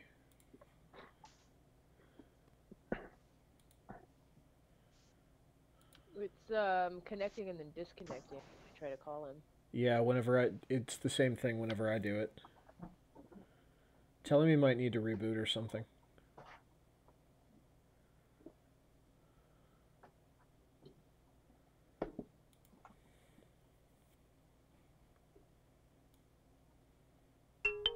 There it goes. Manny, you back? Hey, he's back. Back. Sorry about that. No problem, man. It happens. That was totally end user error. Like, this house literally has about 50 light switches in it, where like half of them you have no idea what they do. And one of them is connected to the top plug in like a double outlet. The top one, not both of them, just the top, which is where the internet's connected. Maybe you put the internet on the bottom one? Probably, but I think the switch next to it controls that one. So, That's and frustrating.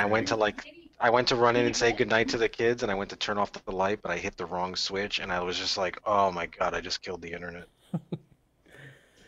Maybe Just like tape everyone's that grandma switch. when they delete Internet Explorer. Yeah, that switch is gonna get taped or covered over or something because I think we've all been there. It happens. I'm man. It's only okay. I'm only gonna do it 10 more times before I actually do something about it. So Yeah, that's all right. All right. Well, I was just in the process of describing the stakeout in progress. There were no steaks at the stakeout. They're I thought having you said steakhouse. Oh, I was so hungry. yeah.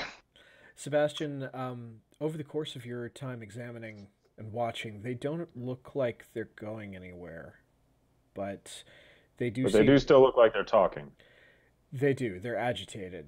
If you could, I would like. I'm sorry. thank you for the cheer, TPK Games. We appreciate you. If you would like to, you can go ahead and try to change positions so you get a better angle on them. Right now, where you're looking is You are off to the side of one of the wagons, and in a pool of shadow that you hope is hiding you. I would like to disguise myself as that guard. As that guard. Hmm. Okay. Go ahead and click to spend your spell. How do I do that here? Spell? Well, it's just alter self, so you can check off the spell slot. I'm sorry, dude. I don't know how to do that on this. No, it's fine. Open up the actions tab on your character I'm sheet. there. Scroll I'm at to. disguise self. Okay, you can just click disguise self if you want to, and that should spend it. If it doesn't, you can just put a check mark under your spell slots. Okay, awesome. Done. Okay. And then You now, there's a little shimmer of energy, just a faint flicker, and now you look exactly like that guard. how far away am I from these people? I'd say probably about 30 feet. Okay. I would like to cast Minor Illusion. Okay. So there is some kind of war cry in the woods next to me.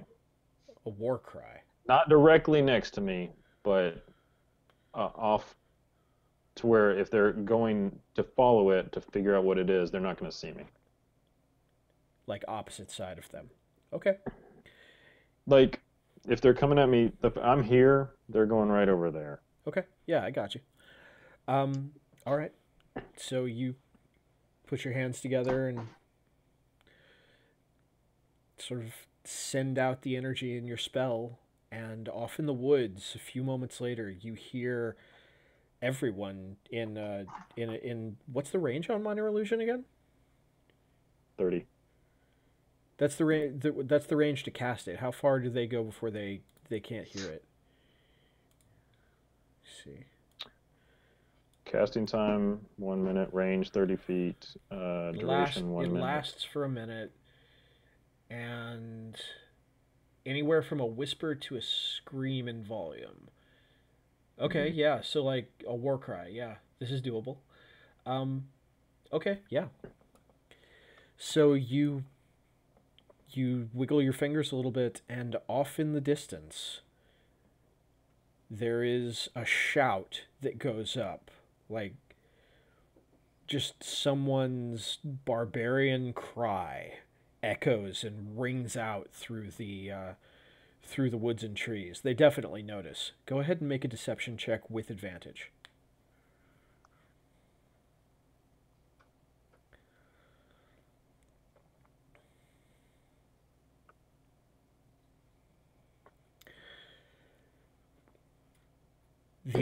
The agitation amongst this group is immediately felt.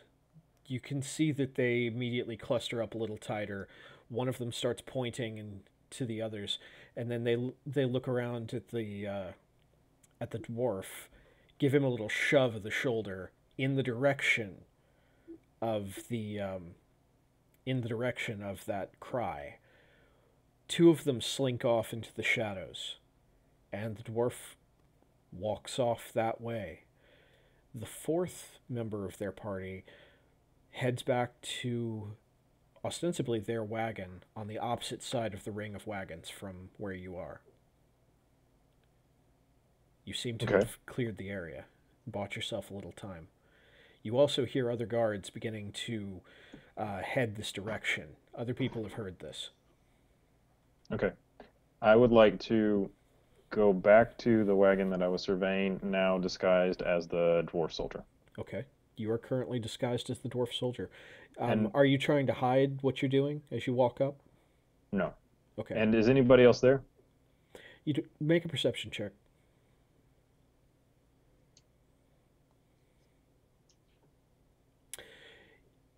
You are pretty sure that there's nobody else around who is at the wagon, at least outside of it. You haven't seen the inside of it at all, but nobody is around who's immediately looking at you.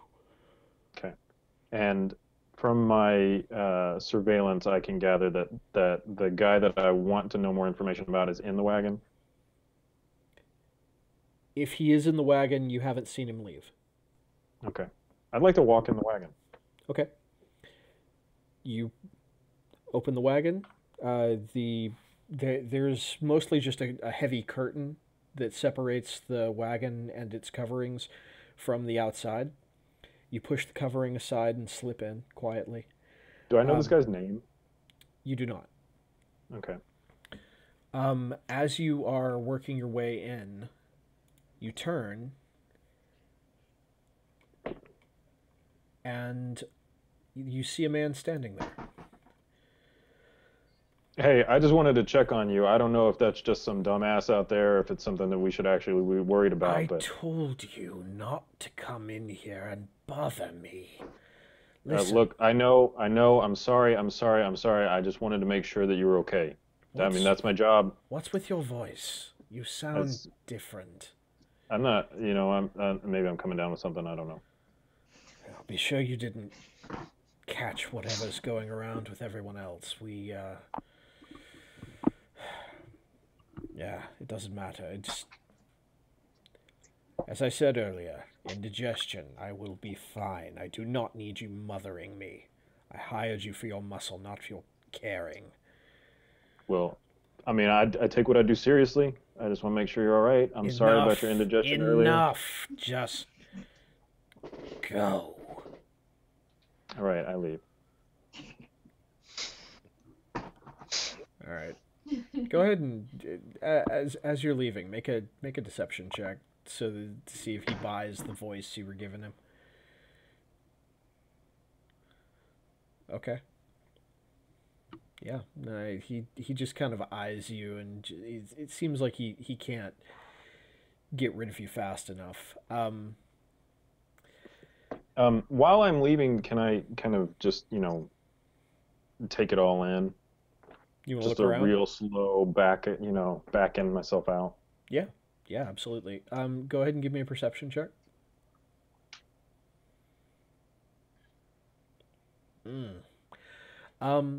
As you're looking around the interior, nothing really jumps out at you. You notice there's ledgers everywhere, a number of books.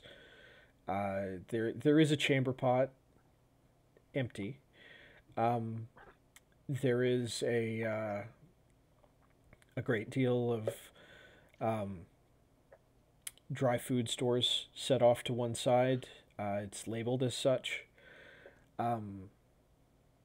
Jug of water. You see several crates, and you notice that these are the same crates you saw spilled the other day. One of them doesn't appear to have been fully repaired and is still partway open. You do catch the gleam of coin. This guy, he's wary of me in part, but he wants me out. He's not really like. Make an insight Right. check.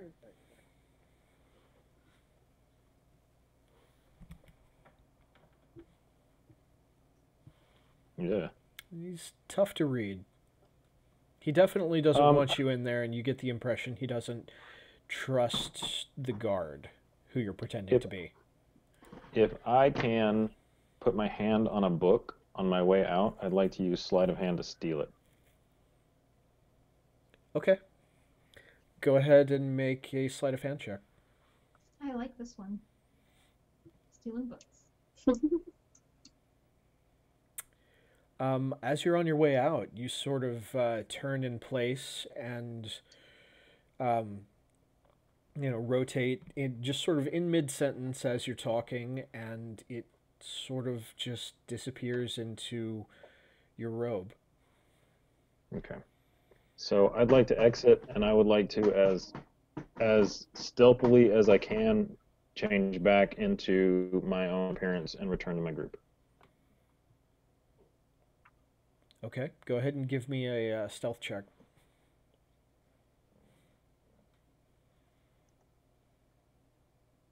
Yeah. You, as you're walking out the door, you sort of stumble into another person who looks up at you in bewilderment and frustration and says, "Wait a minute, you I must be. I must be getting very tired. You look. I thought you were a dwarf for a minute, and they're looking right up at you from waist height. Is the dwarf you were just pretending to be? Oh. What were you doing in there? I was just making sure everyone was. I heard that battle cry. Just wanted to make sure all our Yeah. VIPs were accounted for. Sure. I've seen you before. You're another one of the caravan guards, right? hmm Just doing the best job I can do. Sure. Just doing a good job here. At this point, can Reaper go up and like bite him or scratch him or something? Yes, Reaper can do that. Okay. Have Reaper make an attack roll. Um, Oh Lord. Reaper doesn't have any We're entering combat. stats. And thus, Manny's almost dead already. Of course. You might Oh, as well good just God. cut down on the ground and I know.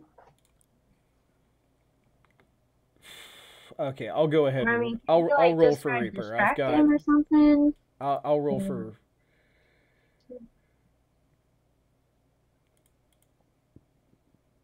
Oh man.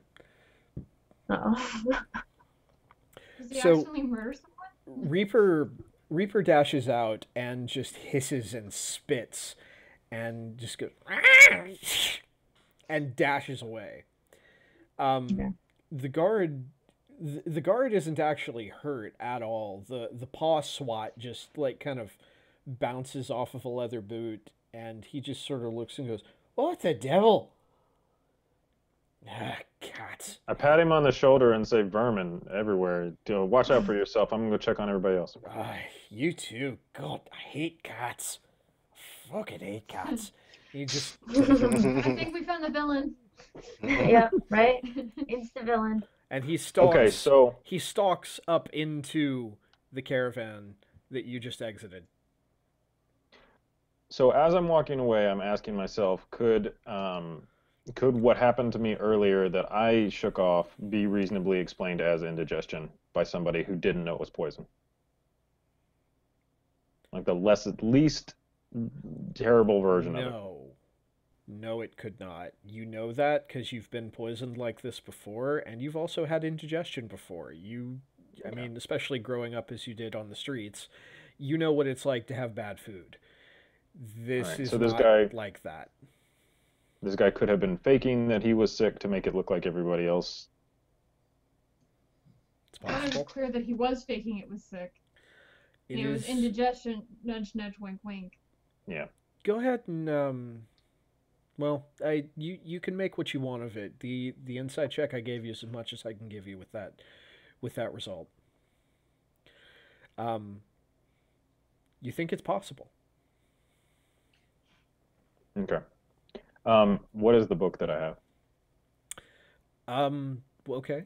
As you're walking away and you you're most of the way back to the caravan, you flip open the book. It appears to be a ledger. And as you start going down the list, you see the names of a number of towns. And you've seen books like this before. They're similar to a tax log, but a little bit different. It's got some strange variances in it that you haven't seen often. Go ahead and roll. Give me an intelligence check with advantage. Just straight intelligence, but with advantage on this because of your prior experience. This is written in Thieves' Cant. This is. I can read these, can't I? Yes. It took you a moment to decipher it, but this is how someone would disguise a ledger of stolen goods as taxes, essentially, as legitimate goods to be laundered. Here on the eve of tax day. That Pay your was taxes. entirely coincidental, and yeah, Not at all do trying not- to make any kind of statement about taxation. It ab- So, can I go back to the group? Yeah, you return to the group with your book. All right. Calm down. It's not that kind of book. And everybody's there. Otherwise, I'd be all over it. Everybody's I'd sitting like to and explain laughing them. to themselves around the campfire. Except So- Morarok. I trust them at this point, right? Like, I have seen them try and help people on lawful good. That gives me reason to think that they're good. You've helped them save lives. I mean, that's a bonding experience by anybody's standards, and they seem to get on well with Elliot. Elliot has been your traveling companion for close to a month now, and you get along with Elliot. So, yeah, they seem like the kind of folks you might take a risk on trusting. Okay. And they seem to know more about what's going on here than you do. Valara, I tried to steal you a book, but it turned out to be this tax ledger, so Oh. sorry. And I tell everybody what I learned. You described to them that it was written in Thieves' Code, and I give them as much information as I have, Then. including that he was faking being sick, that you, because that's what I believe as a character. okay. That makes sense. I mean, if you wanted to poison most of a caravan, a good way to avoid drawing attention to yourself is to pretend you've been poisoned as well. Yeah. How many people were with him? What did we say? 3? They ran in two ran off one direction, one ran off the other direction. And the Oh, there were 4 and one ran. Yeah. Okay. Yeah, 4. Yeah, you saw 4. And I rolled that perception check. I couldn't see anybody else, and that was high, so I believe that there are only 4. As far as you're aware, there were only the 4 people plus him. Well, it's not like we can just go attack him because we think he's faking being sick. We're not going to attack him. We're just going to question him really harshly. I might be rethinking my my stance on the fire that we were talking about earlier. Fire is great. All right. It's true. First of all, there are innocent people in this caravan. We don't have to burn the whole caravan. Just the Detailed first one. details. Just the one. And we've been working on something, a secret organization that we're trying to crack, and I think it would be better Investigate for low us. profile. Well, it would also be better for us to be able to question him than to kill him. That's okay. We can hold the fire for later. We can Never beat fire things had that to later. kill him, just maim him terribly. As long as he can still talk, I'm cool with it. You know. Poor Moruk, just like I think ideally we want to be able to talk to him, but with the wagons all circled up like this, there's no way to do that discreetly will be quite obvious.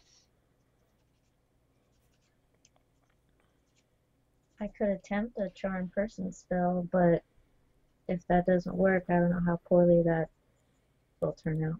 yeah, that sounds like an all or nothing kind of situation. I can charm people too. I don't know if we can have advantage in that regard. Well, that's I can make as a I can make functional- loud noise when I walk. As a matter of function, charm person, all it does is grant you advantage on trying to persuade someone, and then if you do, then they magically are friends with you or at least charmed to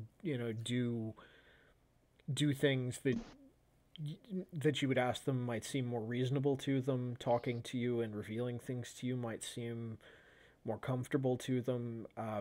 But it grants you advantage on the roll automatically. So that's what the spell does. If it fails, then that's on you either way. It's up to you.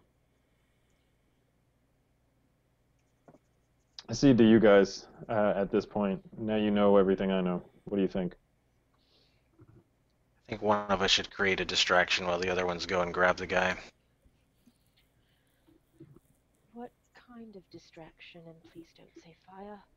Look, we won't have to do fire, but I have a +3 in religion, so I can preach some hellfire and get all these guards like over here, and then you guys sneak in the back, right? And you pull them out. So that's I the mean, you're also really loud when you walk, so like well, you could really get exactly. everything going. So I can like walk loud, and everyone's like, "What's that noise?" And I'm like, You stomp, stomp, "Jesus," stomp. you know. And like, Just to clarify, the person here who's the strongest and possibly most intimidating is going to be the distraction. well, of course, because you have to think if I can distract the 4 other guards to be looking at me, I can take them on technically. I'm Wow. sorry. Who got the information out Shh, of we don't. out of the cultists back at such and such like town, like with only minimal amounts of threats to their lives? What, first of all, I'm gonna ignore that. Second of all, what's the list of towns in that was terrifying, Valora. What Got the are job done. what are the towns in this ledger that you have? What are the names in there? And Right. what does it say was taken from them? Is Greenest mentioned? As you're going through the list, and he as he opens it and looks over the details, you do in fact, looking through that letter, see the name of the town of Greenest mentioned. It doesn't specify much in the way of a take, but it does have some information about certain amount of gold, certain amount of silver, some livestock. It doesn't say much else. We know from Leosin some of the other towns that the cultists hit, right? You do. Are any of their towns in there?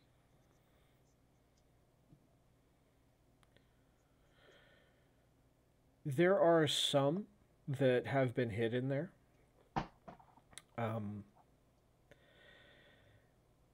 One of them is a place just outside of El Terrell called Nashkel. And another one mentions the Friendly Arm Inn, which is not... It's not a town, it's just kind of a way stop. But there's some notes about it as well. What kind of notes? Just things that were procured ostensibly on behalf of the inn. You can't read it the way that Sebastian can, but as Sebastian explains to you as he goes through the details, that the way this is written, it seems like it's sort of the opposite. It says the Friendly Arm Inn paid us these things. Greenest paid us this much gold, this much silver, and this much livestock. There doesn't seem to be any mention of dragons, however. What about a date for these payments? Anything listed? Like, say, approximately a few months or whatever ago when we were last there? Payments do seem to correspond with your visit to Greenest. I mean, if it's saying it's a small take, we kind of took back some of the treasure. Yeah, I'm gonna turn to Valara and Arik and say, I'm pretty sure this is a list of every town they've hit. Greenest is on here, look. And these are the other towns Leosin told us about. Yeah, I'm thinking this might be a log for the cultists, which would explain where they're trying to hide the gold, trying to disguise that it's here. Would make sense. Want it to be. Well, and Leosin told us they were planning to travel with this caravan. I mean, I think we found them. So now fire? Yes. Or Maybe not fire, that might draw a little too much attention, but... yes. But, so now torturing him? This is pretty damning evidence, then. Yeah, like I don't even know why we need to just go in there and just, Well, I was thinking use some persuasive techniques on our soon-to-be friend in order to get some information about where these cultists are. You know, just a nice cheerful talk. Let's go back to the part where Auric distracts the 4 heavily armed guards outside of the wagon so we can get in it first. Yeah, so he distracts him. I'll give him a precautionary spare the dying slap, you know, just to keep handy in his pocket. I appreciate your faith in me. I don't think you can preemptively get out. No, she's right. I die all the time. No, you almost die. I almost die. I'm understanding the plan is to attempt to distract or at least question the man in this caravan? So distract the guards and Yeah, I need to get the people guards' around. attention. Meanwhile, and have a lovely chat. Okay. Well, I think we should both go. I mean, if you want, I guess, but like, someone how with- squeamish are you?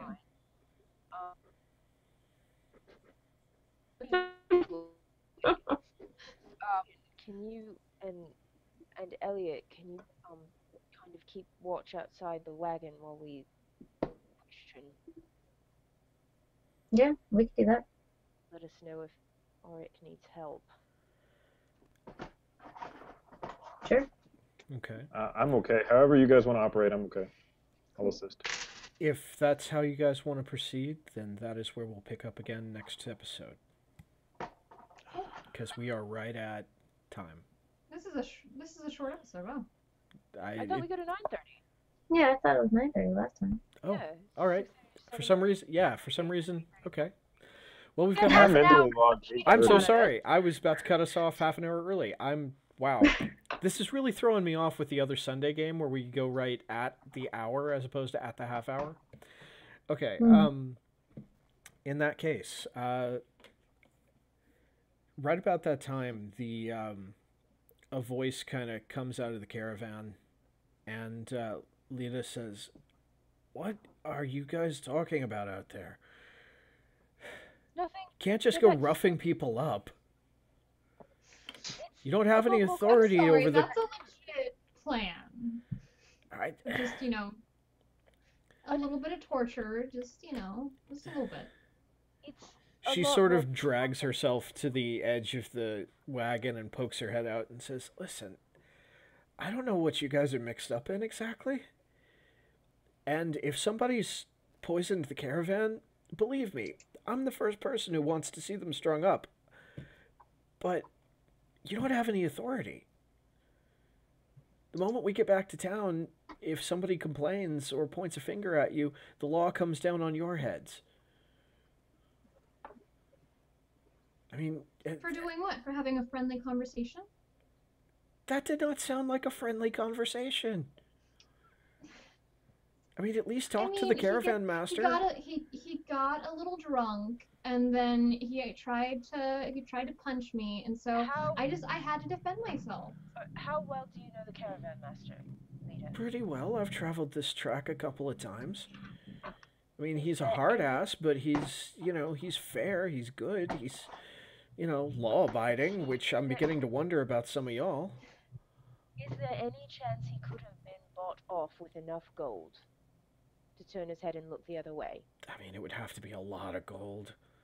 I mean, a lot. about- We got- Gold taken from a consecutive series of towns that have been hit by these cultists who are taking as much gold and livestock and jewelry and other spoils as they can and moving on and moving it along on this caravan right under everyone's nose, and we have a logbook to prove it.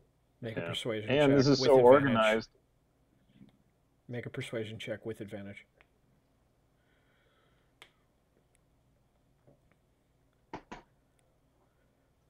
Okay, that just sounds completely made up. What are you even talking about? I There's a mean, cult. There's a cult, a cult. They worship dragons. and they have been hitting towns. They've been raiding them, stealing their money and all of their valuables. This is insane. Why This would is the man with all of the gold in his wagon.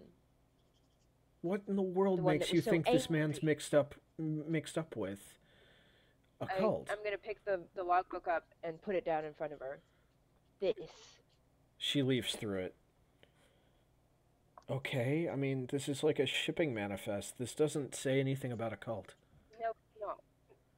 Sebastian, can you explain it to her? It's in thieves' cant. It wouldn't actually be a book that says, "Hi, we're cultists. This is our treasury like ledger." Like, of course they're gonna write it in code.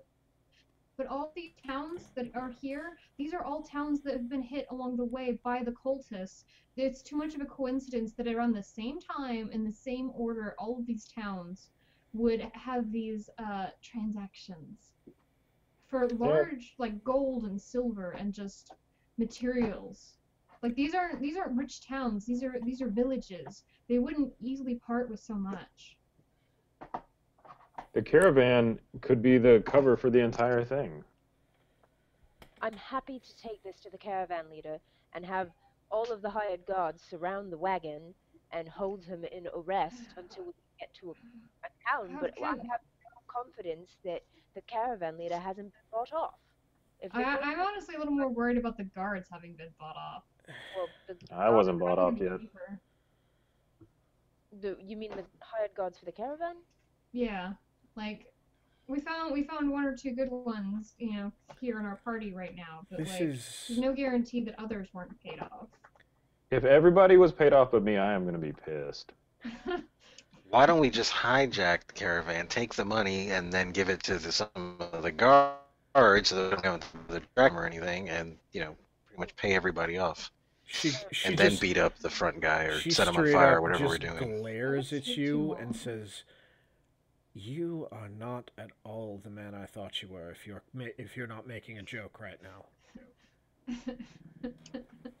Look, Sure, you almost slept again. I'm sorry you thought of me as something else. I mean, I knew you for how long? I mean, how many drinks did we have that night? That is not. How well do you know someone when they're drunk? I mean, actually, really, that's a good tell of what a person's like when they're drunk.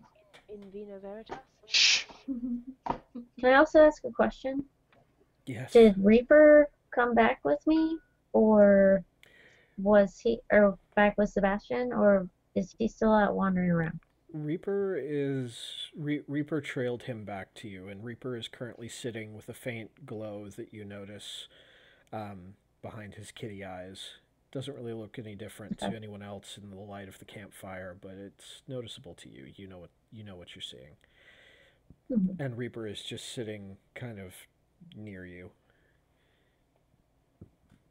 Okay. I was just curious if he was out and about, if he might, pick up on anything. Look, the fewer people we can involve in this, the better. Every person is possibly someone who's paid off. Is one more potential leak, one more person who might have been bought off. Well, then who makes this decision? I mean, you don't have any standing with the city or with any of the guards there. Are we in the city right now? No, but that's where they're headed. And if you're right, just hear me out. If you're right, then we should have the guard waiting for them at the city. Because if they don't know that anyone's on to them right now, then they're walking straight into one of the most well-guarded and well-fortified trade posts on the Sword Coast. And all you have to do is get someone ahead of the caravan to make your case, and then you arrest them, you take the gold, we get it redistributed back to where it's supposed to go, they hang, and Bob's your uncle, right? How far is it from here to the city? Another day and a half. Hey guys, I want to pipe up and just remind everyone that they're trying to kill us too. I mean, a lot of my guard colleagues were poisoned this morning. It's got a point. Okay, if that's poison, if that's straight out poison, and you're right, and I'm not dead, you're not dead, this gentleman over here who's snoring so much is not dead, That's okay. I could make a case for absolutely, poisoning. That's serious enough on its own. But do you have any proof that that's what happened? Did you find any poison? I think Did you? enough witnesses counts as proof. Who I witnessed? mean, that was poison. Who witnessed someone pouring? I witnessed it. Who witnessed the poison being poured by that man's hand? Hmm? This is why I hate bureaucracy. Well, you hate bureaucracy that it makes. Didn't you say you were a librarian? Doesn't it matter whose hand poured the poison in, or do you just assume that it was someone and then take I'm a justice little into bit your more own hands? concerned about the rest of the caravan being poisoned, or about finding out more information about the cultists without them getting announced that we've caught them. No, maybe they just met a misfortune on the road, and we I'm can get our certain- information. We can I'm chase the certain greater that misfor- the someone greater poisoned cultists us. out there. This kind of sickness is very strange, and it absolutely sounds fishy based on everything you've all been discussing and I've been listening to. But you don't have proof of anything, except possibly these folks ripping off multiple towns. That's bad enough. That I agree. Arrest them Alright, for. fine. I'll get proof. Will you? You mean what? Don't we have enough proof in that, like, the poisoning happened immediately after people saw the gold?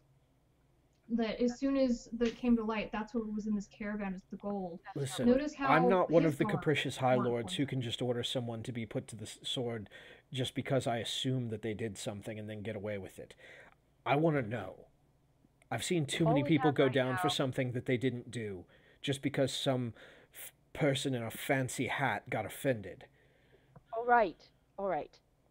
All we have right now is proof that this man has falsified his ledgers. Anyone who can read Thieves' Cant will be able to corroborate what Sebastian has told us. So Will we have they? that. So we're resting all of Yeah. this testimony on validating what you've said based on being able to read a code, which I can't, by the way, that he can, All I'm saying and on your Well, word that this happened. All we have is proof. Yes, if we were to show this to someone else who can read Thieves' Cant, we would be able to corroborate it. But all it would prove is that he's falsified these ledgers stealing. If you want proof that he poisoned the caravan somehow, whatever, put it in this communal stew pot or one of the kegs, I'll get that. Okay. Get that, and I'll have every guard in this caravan arrest him and make sure that we put everything back where it's supposed to be. Find me the poison. All right.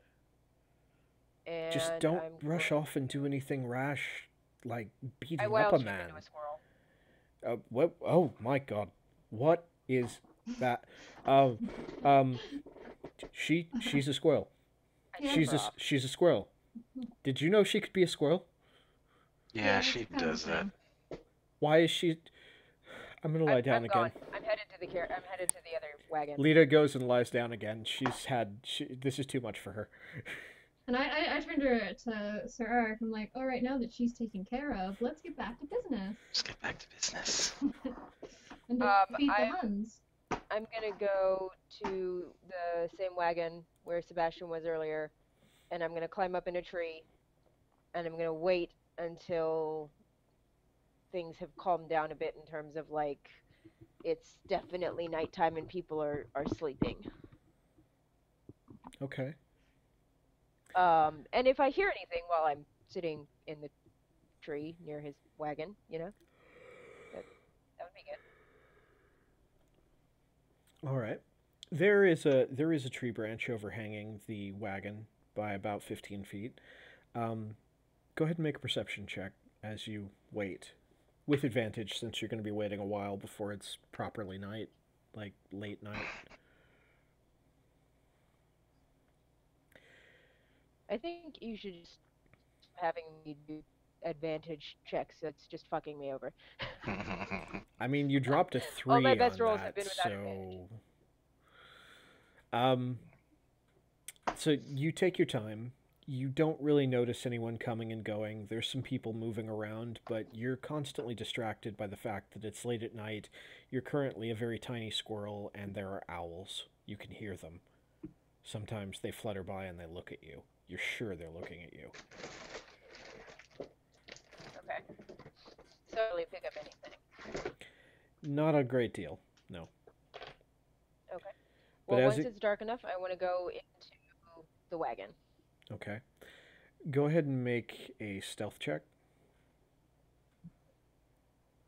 Can I do something real quick? Yes, what is it you're doing? Or are you having Reaper do Can something? is my little amulet travel companion? Since it's dark, he can come out without the help of Reaper Okay. as an unseen servant. Can he go investigate that caravan? There's a range on that, too. Okay. And he's limited by the range of the spell. Okay. If you would like to go do that, you'll need to make a stealth check to get close to the caravan as well. Moraruk, I do need your stealth check to get close to the caravan, too. There may be some truth to what you're saying about the advantage. Right? That's impressive. Okay,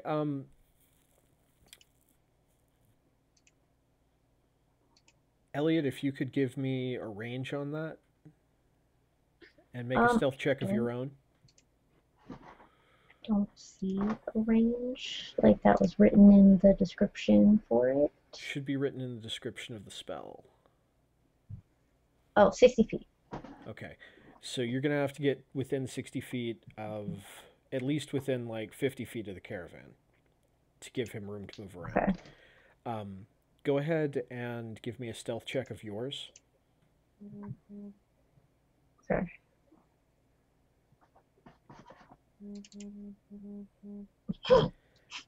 Nope. Elliot, as you're wandering out that direction, you trip and fall flat on your face into the mud. I mean, to be fair, that sounds like a lot like me.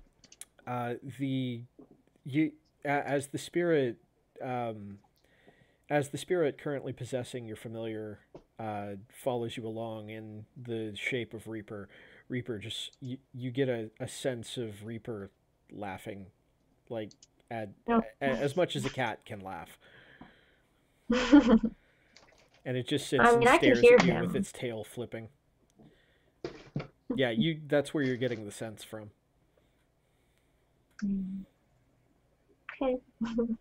You don't know if anybody saw you, but you're pretty sure it wouldn't have been difficult.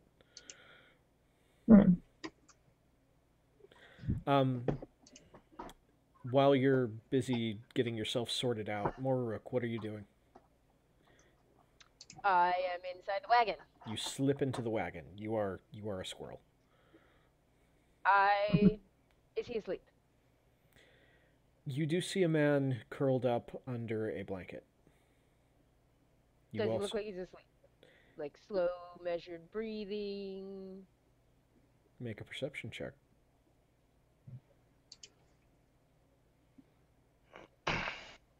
This is insane. See? How are you doing this?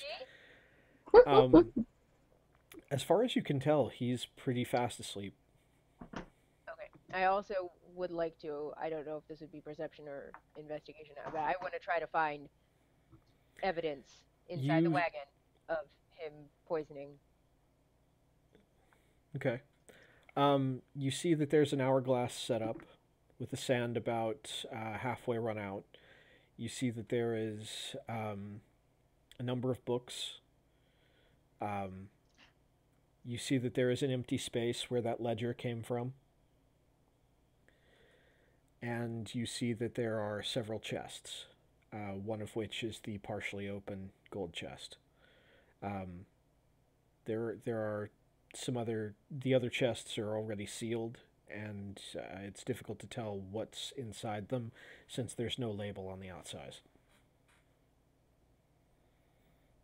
Are they locked?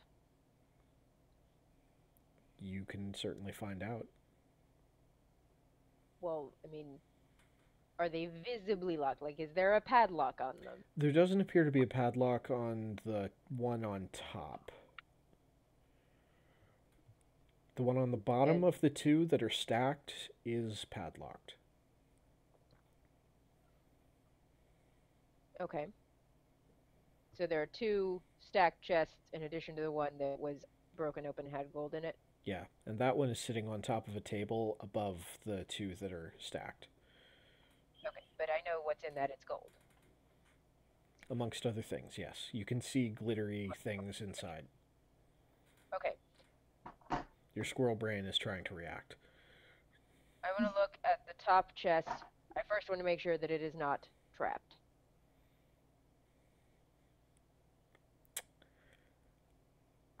Make an intelligence check. Since she's a squirrel. No, Druid Wild Shape, you keep your Oh, okay.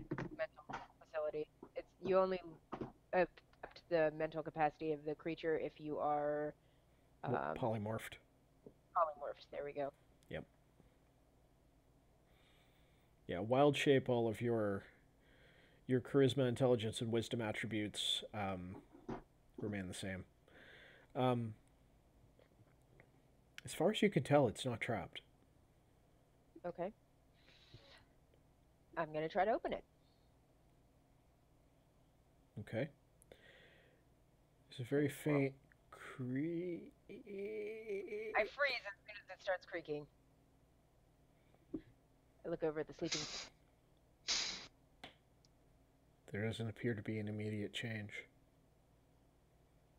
Slowly lift. Just enough that I can peek my little squirrel head in there. Sorry, the image just got me. You lean in and you peek your little squirrel head into the gap. It's pretty dark. You can see cloth. That's about it. Okay. I need to get it more open, don't I?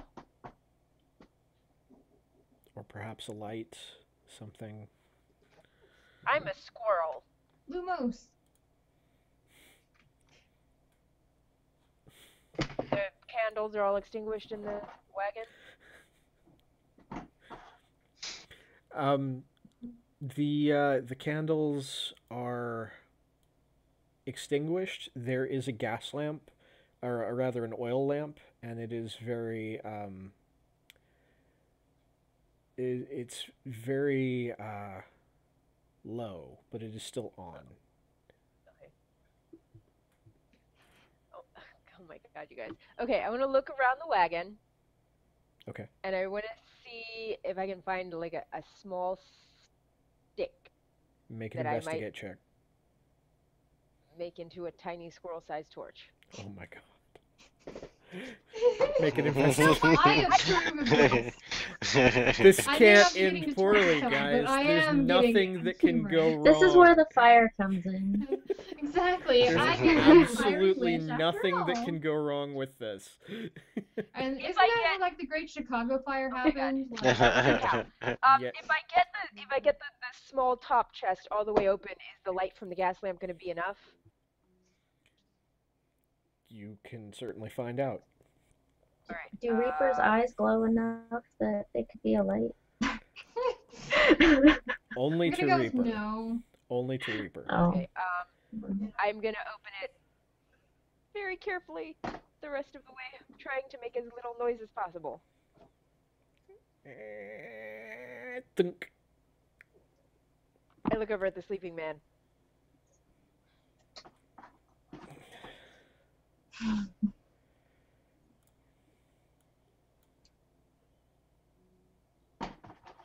Hey, what's that? Eh? I jump inside the chest and freeze. That damn cat the god mentioned, that's what that is. Damn cats. He All these people deserve to die. They hate cats. he just kind of leans over and appears to fall back to sleep when he sees that nothing's really disturbed the interior of the caravan. Okay. What's in the chest with me? Okay. What do your squirrel eyes see? Well, it's really dark in there. Yeah, but it's a squirrel. And the lid is open. And there's a gas lamp. And I'm in it.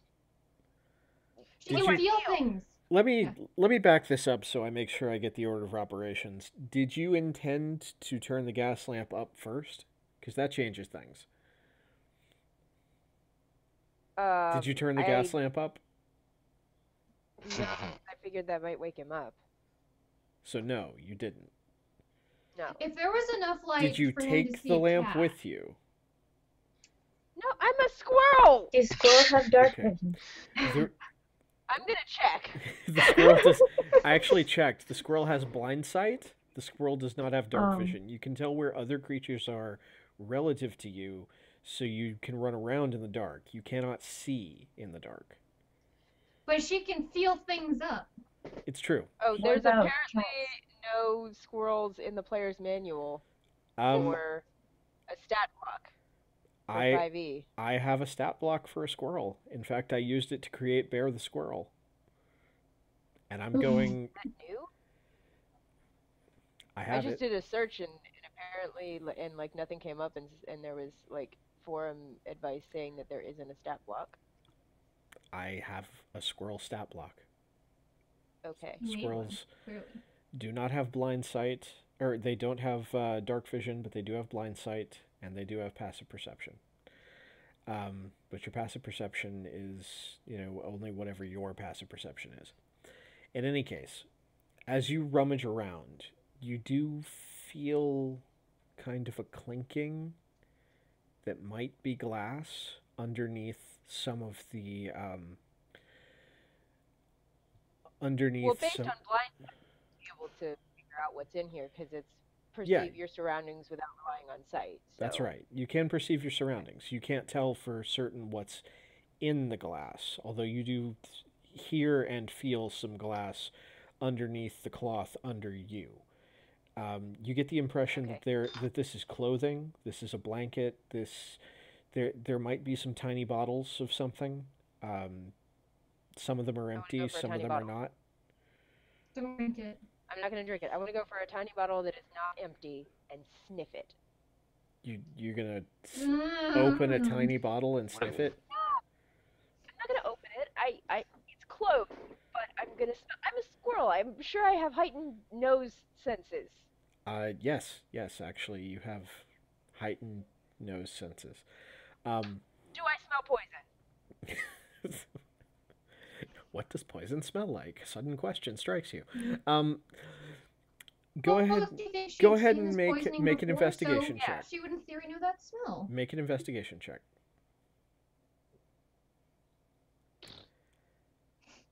There was definitely something smelly about this bottle, but there's so much smell right now, you can't tell if it's the bottle or if it's just the gross clothing that you're sitting in that clearly has been worn and cast aside and not washed recently. Does the bottle have like a label on it? I know I can't read it because it's dark, but does it have a label? It does not appear to have a label. Okay. There is a cork. Are there multiple bottles like it? There are multiple bottles like it, yes. Okay. All right. I'm going to. Can I pick it up? Can I take it with me? How big is it? There are a couple of them. They're about 50 milliliters in size, about yay big, Okay. I can carry and that. they've got little corks in the end of them. I grab one and very carefully climb out of the box. I'm going to leave it open because it's going to make more noise for me to close it. And Okay. just get out of the wagon. Make a stealth check with disadvantage because you're a squirrel trying to carry something that's nearly as big as most of your torso. Okay.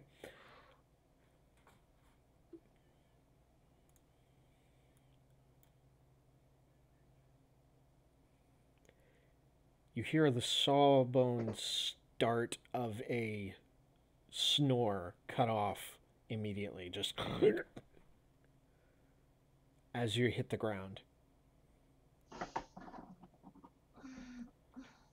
And then it starts again. And you scamper out of the caravan.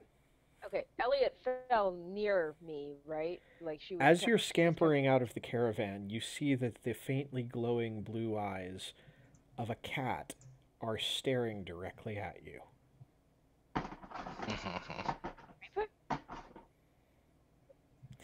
Reaper? Reaper sort of tilts its head and goes, Kitty friend. It's more Rook. Just look like a squirrel right now. Where is Elliot? Elliot is back at the caravan. You are carrying something. What do you have? Hopefully evidence, I'm not sure. Interesting. Let's go back then, shall we? You notice that the voice is not at all like what you remember Reaper sounding like. You don't sound like Reaper. I'm not Reaper. I talked to This way. Oh. Who are you? Someone else. Come along. Who are you and what have you done with Reaper? Reaper is kindly allowing me to move about. And after about 10 feet, you Okay, come to the hidden and very muddy form of Elliot. I scamper over Reaper to Elliot. wraps his tail around your not muddy leg and says, I've brought you a friend. I'm gonna scamper over and hold up the bottle. I'm still a squirrel, because if that's not evidence, I'm going back. I'm like just finishing brushing off all the mud and grime from my jacket, and I thank Reaper and I grab the vial from the squirrel accompanying him. Is that poison? Can I make a check to find it? You can make a medicine check.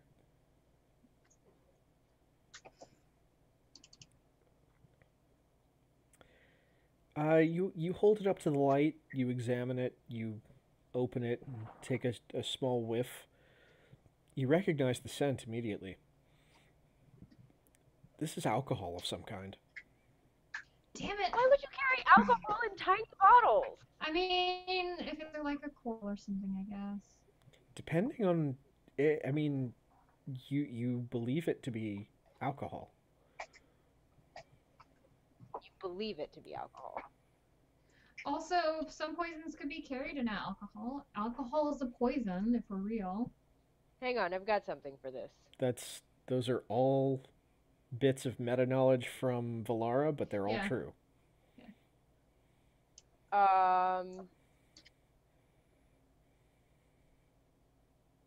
Concentration up to 10 minutes. Detect poison and disease. That is the spell you have, although you can't cast it while you're a squirrel. Does anyone else have detect poison and disease? Let me. You're not here, Valara. You can't. Oh, well. Yeah. Okay, I look up at Elliot and say, I can cast a spell to check. You get a little there's a tiny little chitter from the squirrel. Well, Reaper, can you translate for me, please? The squirrel says that it might be poison and that we should check to see if it's poison. Do you have the spell for that? I can do it, but I'll have to turn back human. He wants to know she. I'm so confused with gender. She is wanting to know if you know a spell to determine if it's poison or not. I do not know. Shit. Well, all right. at this point, I think back there's into my nothing human for form. it but to. Oh, hello. I'll stop I'm gonna translating then. Detect poison and disease. Okay. You so you're gonna unsquirrel. I unsquirreled. You unsquirrel, and just like a little poof, there is just suddenly no longer a squirrel. There's a half orc. There's a Moraruk. There's a Moraruk. Suddenly Moraruk. Wearing clothes. The clothes don't go away when I wild shape. Yes, the clothes go with you when you wild shape. That's handy. Yeah, no, wild shape is No. great. I know. Is this poison? Well, since alcohol is a poison, yes. I don't think that counts. You can sense the presence and location of poisonous creatures and diseases within 30 feet of you. You also identify the kind of poisonous creature, or disease in each case. Yes. The spell can penetrate most barriers, but is blocked by 1 foot of stone, 1 inch of common metal, a thin sheet of lead, or 3 feet of wood or I have the spell pulled up in front of me as well. So none of this is alcohol, and alcohol is a poison business. Fascinatingly enough, several other things happen to you at the same time as you pick this up. You glance at the contents and you immediately know through your magic that this is an alcohol. It's a fairly strong alcohol, which is probably why it's in such a tiny little bit. You get the impression it's meant to be opened and dumped into someone's drink or beer, and to allow them to get a really quick, straight to drunk kind of feeling. But as you rotate it in your fingers, you realize that there's also poison on the outside of the bottle. In fact, you get the sensation that there's poison nearby. Where? Somewhere about 25 feet behind you in a different wagon. In the wagon? In a different wagon. Uh-oh. And that's where we're going to call To it. the wagon. God damn it. It's 8:35. I've gone over. I was wondering if you were going to think of this. So you've thought of it, and now you know there's other poison elsewhere. And you're within range of it. But we're going to have to wait until next episode to find out more. So, I hope you guys had fun. I hope everybody enjoyed watching. And we'll be back next time as Moraruk and company attempt to discover the source of this mysterious poison. Thanks for coming, everyone. Yeah. As a squirrel.